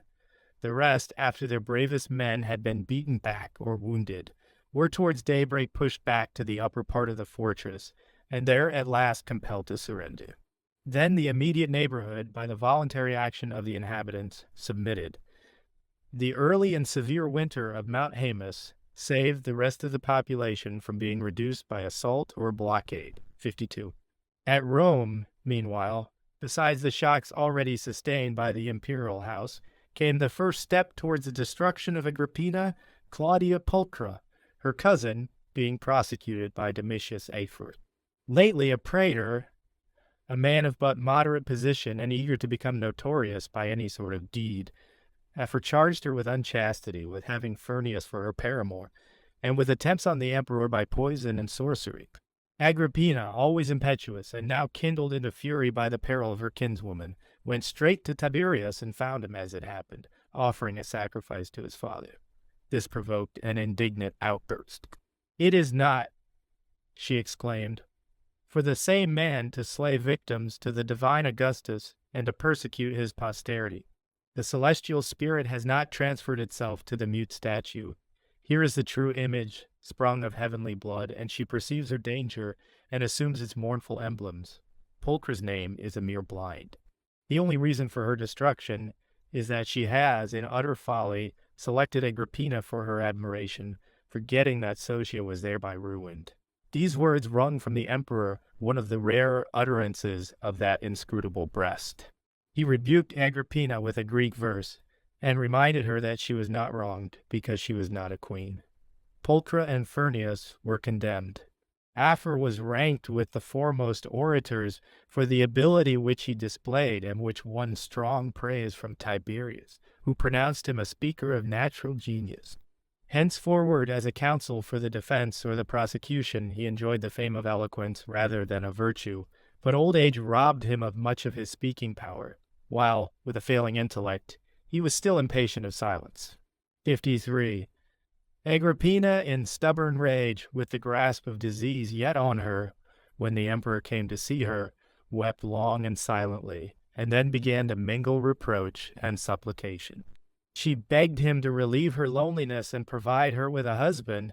Her youth still fitted her for marriage, which was a virtuous woman's only solace. And there were citizens in Rome who would not disdain to receive the wife of Germanicus and his children. But the emperor, who perceived the political aims of her request but did not wish to show displeasure or apprehension, left her, notwithstanding her urgency, without an answer. This incident, not mentioned by any historian, I found in the memoirs of the younger Agrippina, the mother of the Emperor Nero, who handed down to posterity the story of her life and of the misfortunes of her family. 54. Sejanus, meanwhile, yet more deeply alarmed the sorrowing and unsuspecting woman by sending his agents, under the guise of friendship, with warnings that poison was prepared for her, and that she ought to avoid her father-in-law's table. Knowing not how to dissemble, she relaxed neither her features nor tone of voice as she sat by him at dinner, nor did she touch a single dish, till at last Tiberius noticed her conduct, either casually or because he was told of it. To test her more closely, he praised some fruit as it was set on the table, and passed it with his own hand to his daughter-in-law. This increased the suspicions of Agrippina, and without putting the fruit to her lips, she gave it to the slaves. Still, no remark fell from Tiberius before the company, but he turned to his mother and whispered that it was not surprising if he had decided on harsh treatment against one who implied that he was a poison. Then there was a rumor that a plan was laid for her destruction, that the emperor did not dare to attempt it openly, and was seeking to veil the deed in secrecy. 55. Tiberius, to divert people's talk, continually attended the Senate and gave an audience of several days to embassies from Asia on a disputed question as to the city in which the temple before mentioned should be erected. 11 cities were rivals for the honor, of which they were all equally ambitious, though they differed widely in resources. With little variation, they dwelt on antiquity of race and loyalty to Rome throughout her wars with Perseus, Aristonicus, and other kings. But the people of Hypaipa, Tralles, Laodicea, and Magnesia were passed over as too insignificant. Even Ilium, though it boasted that Troy was the cradle of Rome, was strong only in the glory of its antiquity. There was a little hesitation about Halicarnassus, as its inhabitants affirmed that for 1,200 years their homes had not been shaken by an earthquake, and that the foundations of their temple were on the living rock. Pergamos, it was thought, had been sufficiently honored by having a temple of Augustus in the city, on which very fact they relied. The Ephesians and Milesians had, it seemed, wholly devoted their respective towns to the worships of Apollo and Diana, and so the question lay between Sardis and Smyrna. The envoys from Sardis read a decree of the Etrurians with whom they claimed kindred. Tyrannus and Laidus, it was said, the sons of King Attius divided the nation between them because of its multitude. Letus remained in the country of his fathers. Tyrannus had the work assigned him of establishing new settlements, and names, taken from the two leaders, were given to the one people in Asia and to the other in Italy. The resources of the Lydians were yet further augmented by the immigration of nations into that part of Greece which afterwards took its name from Pelops. They spoke too of letters from Roman generals, of treaties concluded with us during the Macedonian War, and of their copious rivers, of their climate, and the rich countries round them. 56. The envoys from Smyrna, after tracing their city's antiquity back to such founders as either Tantalus, the son of Jupiter, or Theseus, also of divine origin, or one of the Amazons, passed on to that on which they chiefly relied, their services to the Roman people, whom they had helped with naval armaments, not only in wars abroad, but in those under which we struggled in Italy. They had also been the first, they said, to build a temple in honor of Rome during the consulship of Marcus Porcius Cato, when Rome's power indeed was great, but not yet raised to the highest point, inasmuch as the Punic capital was still standing. And there were mighty kings in Asia. They appealed too to the Avaricious Sulla, whose army was once in terrible jeopardy from a severe winter and want of clothing. And this having been announced at Smyrna in a public assembly, all who were present stripped their clothes off their backs, and sent them to our legions. And so the Senate, when the question was put, gave the preference to Smyrna. Vibius Marsus moved that Marcus Lepidus, to whom the province of Asia had been assigned, should have under him a special commissioner to undertake the charge of this temple. As Lepidus himself, out of modesty, declined to appoint, Valerius Naso, one of the ex-praetors, was chosen by lot and sent out. 57, meanwhile, after long reflection on his purpose and frequent deferment of it, the emperor retired into Campania to dedicate, as he pretended, a temple to Jupiter at Capua and another to Augustus at Nola, but really resolved to live at a distance from Rome. Although I have followed most historians in attributing the cause of his retirement to the arts of Sejanus, still, as he passed 6 consecutive years in the same solitude after that minister's destruction, I am often in doubt whether it is not to be more truly ascribed to himself, and his wish to hide by the place of his retreat, the cruelty and licentiousness which he betrayed by his actions. Some thought that in his old age he was ashamed of his personal appearance. He had indeed a tall, singularly slender and stooping figure, a bald head, a face full of eruptions, and covered here and there with plasters. In the seclusion of Rhodes he had habituated himself to shun society and to hide his voluptuous life. According to one account, his mother's domineering temper drove him away. He was weary of having her as his partner in power, and he could not thrust her aside, because he had received this very power as her gift. For Augustus had had thoughts of putting the Roman state under Germanicus, his sister's grandson, whom all men esteemed, but yielding to his wife's entreaties, he left Germanicus to be adopted by Tiberius, and adopted Tiberius himself. With this, Augusta would taunt her son and claim back what she had given. 58. His departure was attended by a small retinue, one senator, who was an ex-consul, Coccus Nerva, learned in the laws, one Roman knight, besides Sejanus, of the highest order, Curtius Atticus, the rest being men of liberal culture, for the most part Greeks, in whose conversation he might find amusement. It was said by men who knew the stars that the motions of the heavenly bodies when Tiberius left Rome were such as to forbid the possibility of his return. This caused ruin for many who conjectured that his end was near and spread the rumor, for they never foresaw the very improbable contingency of his voluntary exile from his home for 11 years. Soon afterwards it was clearly seen what a narrow margin there is between such science and delusion, and in what obscurity truth is veiled. That he would not return to Rome was not a mere random assertion.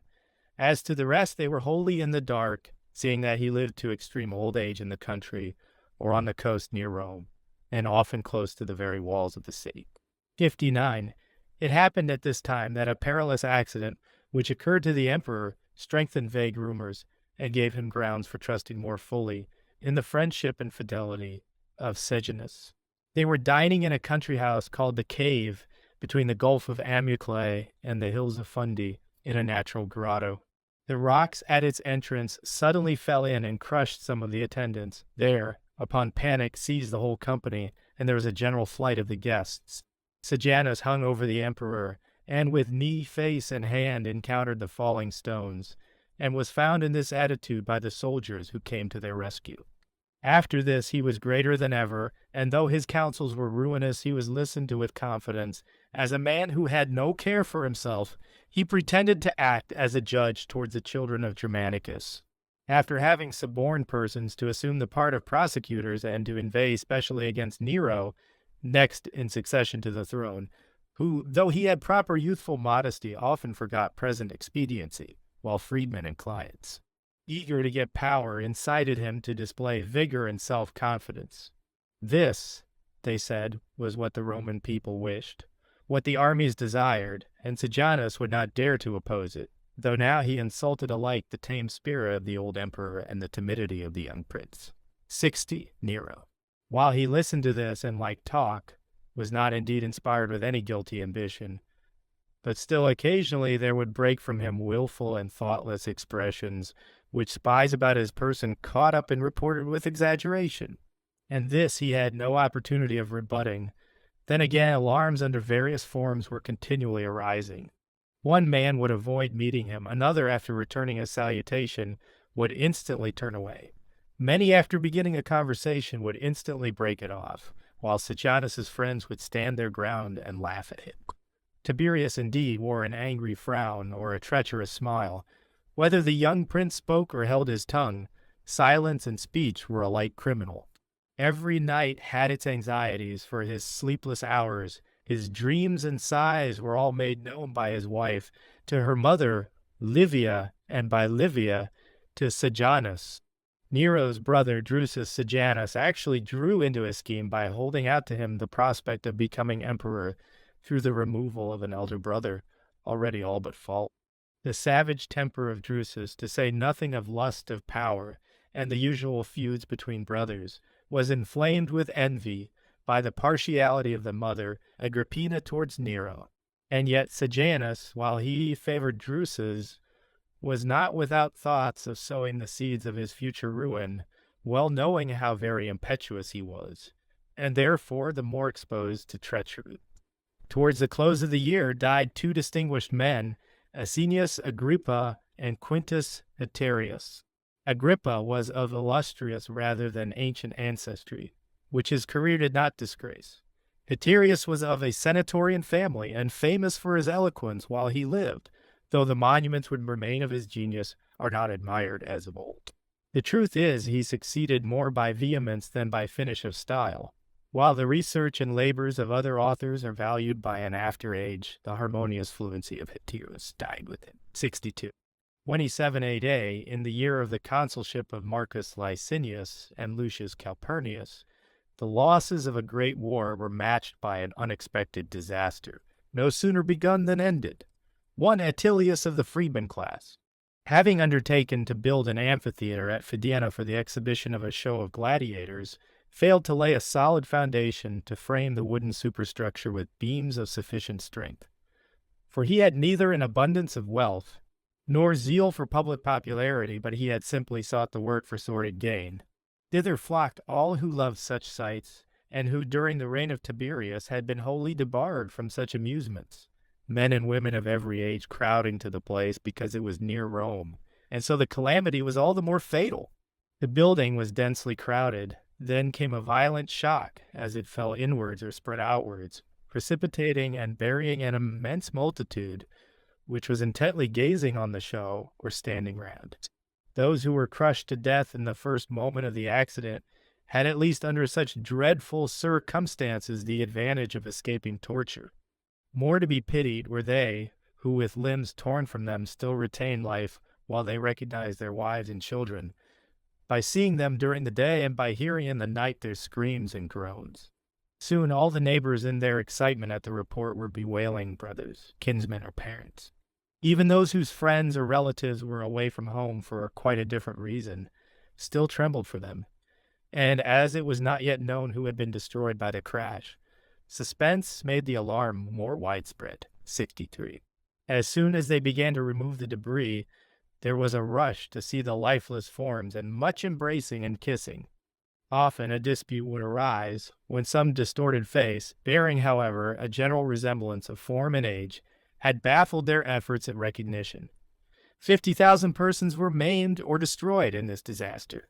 For the future, it was provided by a decree of the Senate that no one was to exhibit a show of gladiators whose fortune fell short of 400,000 sesterces, and that no amphitheater was to be erected except on a foundation, the solidity of which had been examined.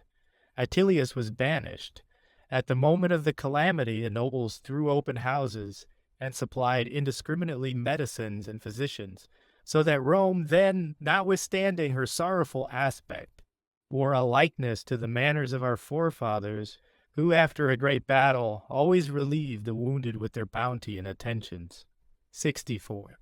This disaster was not forgotten when a furious conflagration damaged the capital to an unusual extent, reducing Mount Caelius to ashes.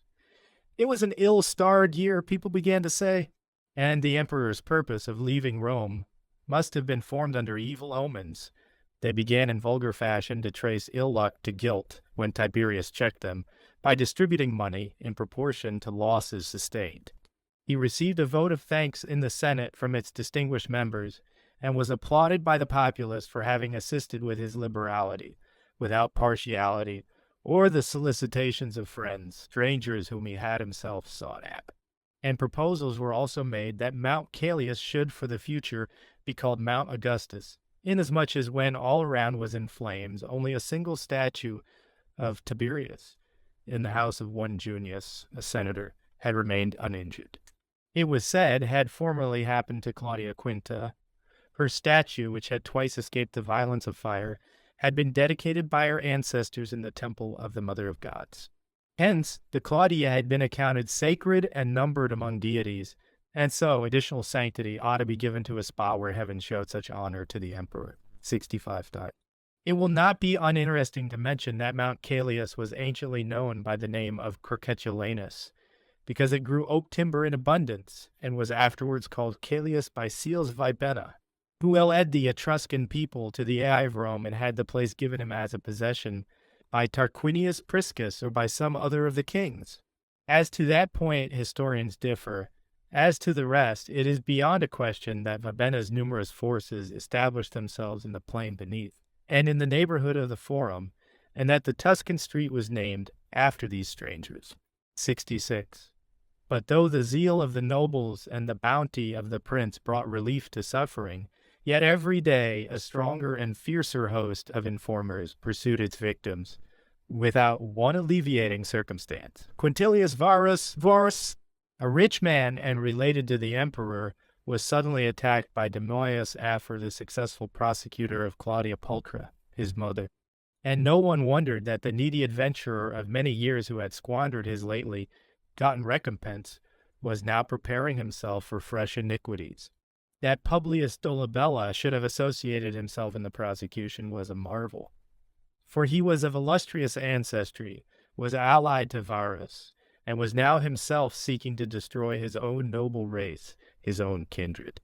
The Senate, however, stopped the proceeding, and decided to wait for the emperor, this being the only means of escaping, for a time, impending horrors. 67. Caesar, meanwhile, after dedicating the temples in Campania, warned the public by an edict not to disturb his retirement, and posted soldiers here and there to keep off the throngs of townsfolk. But he so loathed the towns and colonies, and in short, every place on the mainland, that he buried himself in the island of Capreae, which is separated by 3 miles of strait from the extreme point of the promontory of Sorrentum. The solitude of the place was, I believe, its chief attraction, for a harborless sea surrounds it, and even for a small vessel it has but few safe retreats, nor can anyone land unknown to the sentries. Its air in winter is soft, as it is screened by a mountain, which is a protection against cutting winds. In summer it catches the western breezes, and the open sea round it renders it most delightful. It commanded, too, a prospect of the most lovely bay, till Vesuvius bursting into flames changed the face of the country. Greeks, so tradition says, occupied those parts, and Capri was inhabited by the Teleboi. Tiberius had by this time filled the island with 12 country houses, each with a grand name and a vast structure of its own. Intent as he had once been on the cares of state, he was now for thoroughly unbending himself in secret profligacy and a leisure of malignant schemes. For he still retained that rash proneness to suspect and to believe, which even at Rome Sejanus used to foster, and which he here excited more keenly, no longer concealing his machinations against Agrippina and Nero. Soldiers hung about them, and every message, every visit, their public and their private life were, I may say, regularly chronicled, and persons were actually suborned to advise them to flee to the armies of Germany, or, when the Forum was most crowded, to clasp the statue of the divine Augustus and appeal to the protection of the people and Senate. These counsels they disdained, but they were charged with having had thoughts of acting on them. 28 A.D., the year of the consulship of Silanus and Silius Nerva, opened with a foul beginning. A Roman knight of the highest rank, Tius Sabinus, was dragged to prison because he had been a friend of Germanicus. He had indeed persisted in showing marked respect towards his wife and children as their visitor at home. Their companion in public, the solitary survivor of so many clients, and he was consequently esteemed by the good as he was a terror to the evil-minded. Latinius Latiaris, Porcius Cato, Petitius Rufus, and Marcus Opsius, ex-praetors, conspired to attack him with an eye to the consulship, to which there was access only through Sejanus, and the goodwill of Sejanus was to be gained only by a crime. They arranged amongst themselves that Latiaris, who had some slight acquaintance with Sabinus, should devise the plot, that the rest should be present as witnesses, and that then they should begin the prosecution. Accordingly, Latiaris, after first dropping some casual remarks, went on to praise the fidelity of Sabinus in not having, like others, forsaken, after its fall, the house of which he had been the friend in its prosperity. He also spoke highly of Germanicus and compassionately of Agrippina. Sabinus, with the natural softness of the human heart under calamity, burst into tears, which he followed up with complaints, and soon with yet more daring invective against Sejanus, against his cruelty, pride, and ambition. He did not spare even Tiberius in his reproaches. That conversation, having united them, as it were, in an unlawful secret, led to a semblance of close intimacy. Henceforward, Sabinus himself sought Latiaris, went continually to his house, and imparted to him his griefs, as to a most faithful friend. 69. The men whom I have named now consulted how these conversations might fall within the hearing of more persons. It was necessary that the place of meeting should preserve the appearance of secrecy, and if witnesses were to stand behind the doors, there was a fear of their being seen or heard, or of suspicion casually arising. 3 senators thrust themselves into the space between the roof and ceiling, a hiding place as shameful as the treachery was execrable. They applied their ears to apertures and crevices. Latiaris, meanwhile, having met Sabinus in the streets, drew him to his house and to the room, as if he was going to communicate some fresh discoveries. There he talked much about past and impending troubles, a copious topic indeed, and about fresh horrors. Sabinus spoke as before and at greater length, as sorrow, when once it has broken into utterance, is the harder to restrain. Instantly they hastened to accuse him, and having dispatched a letter to the emperor, they informed him of the order of the plot and of their own infamy. Never was Rome more distracted and terror-stricken. Meetings, conversations, the ear of friend and stranger were alike shunned. Even things mute and lifeless, the very roofs and walls were eyed with suspicion. 70, the emperor in his letter on the 1st of January. After offering the usual prayers for the new year, referred to Sabinus, whom he reproached with having corrupted some of his freedmen, and having attempted his life, and he claimed vengeance in no obscure language. It was decreed without hesitation, and the condemned man was dragged off, exclaiming as loudly as he could, with head covered and throat tightly bound, that this was inaugurating the year. These were the victims slain to Sejanus, wherever he turned his eyes, wherever his words fell. There was flight and solitude. The streets and public places were forsaken. A few retraced their steps and again showed themselves, shuddering at the mere fact that they had betrayed alarm. What day, they asked, will be without some execution, when amid sacrifices and prayers, a time when it is usual to refrain, even from a profane word, the chain and halter are introduced. Tiberius has not incurred such odium blindly. This is a studied device to make us believe that there is no reason why the new magistrates should not open the dungeons as well as the temple and the altars. Thereupon there came a letter of thanks to them for having punished a bitter foe to the state, and the emperor further added that he had an anxious life, that he apprehended treachery from enemies, but he mentioned no one by name. Still, there was no question that this was aimed at Nero and Agrippina.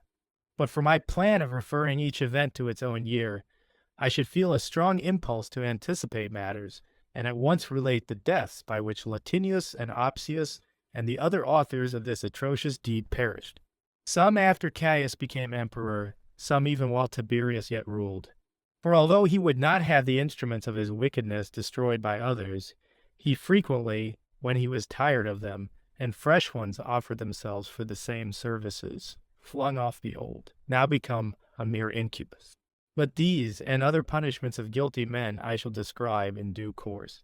Asinius Gallus, to whose children Agrippina was aunt, then moved that the emperor should be requested to disclose his apprehensions to the Senate and allow their removal.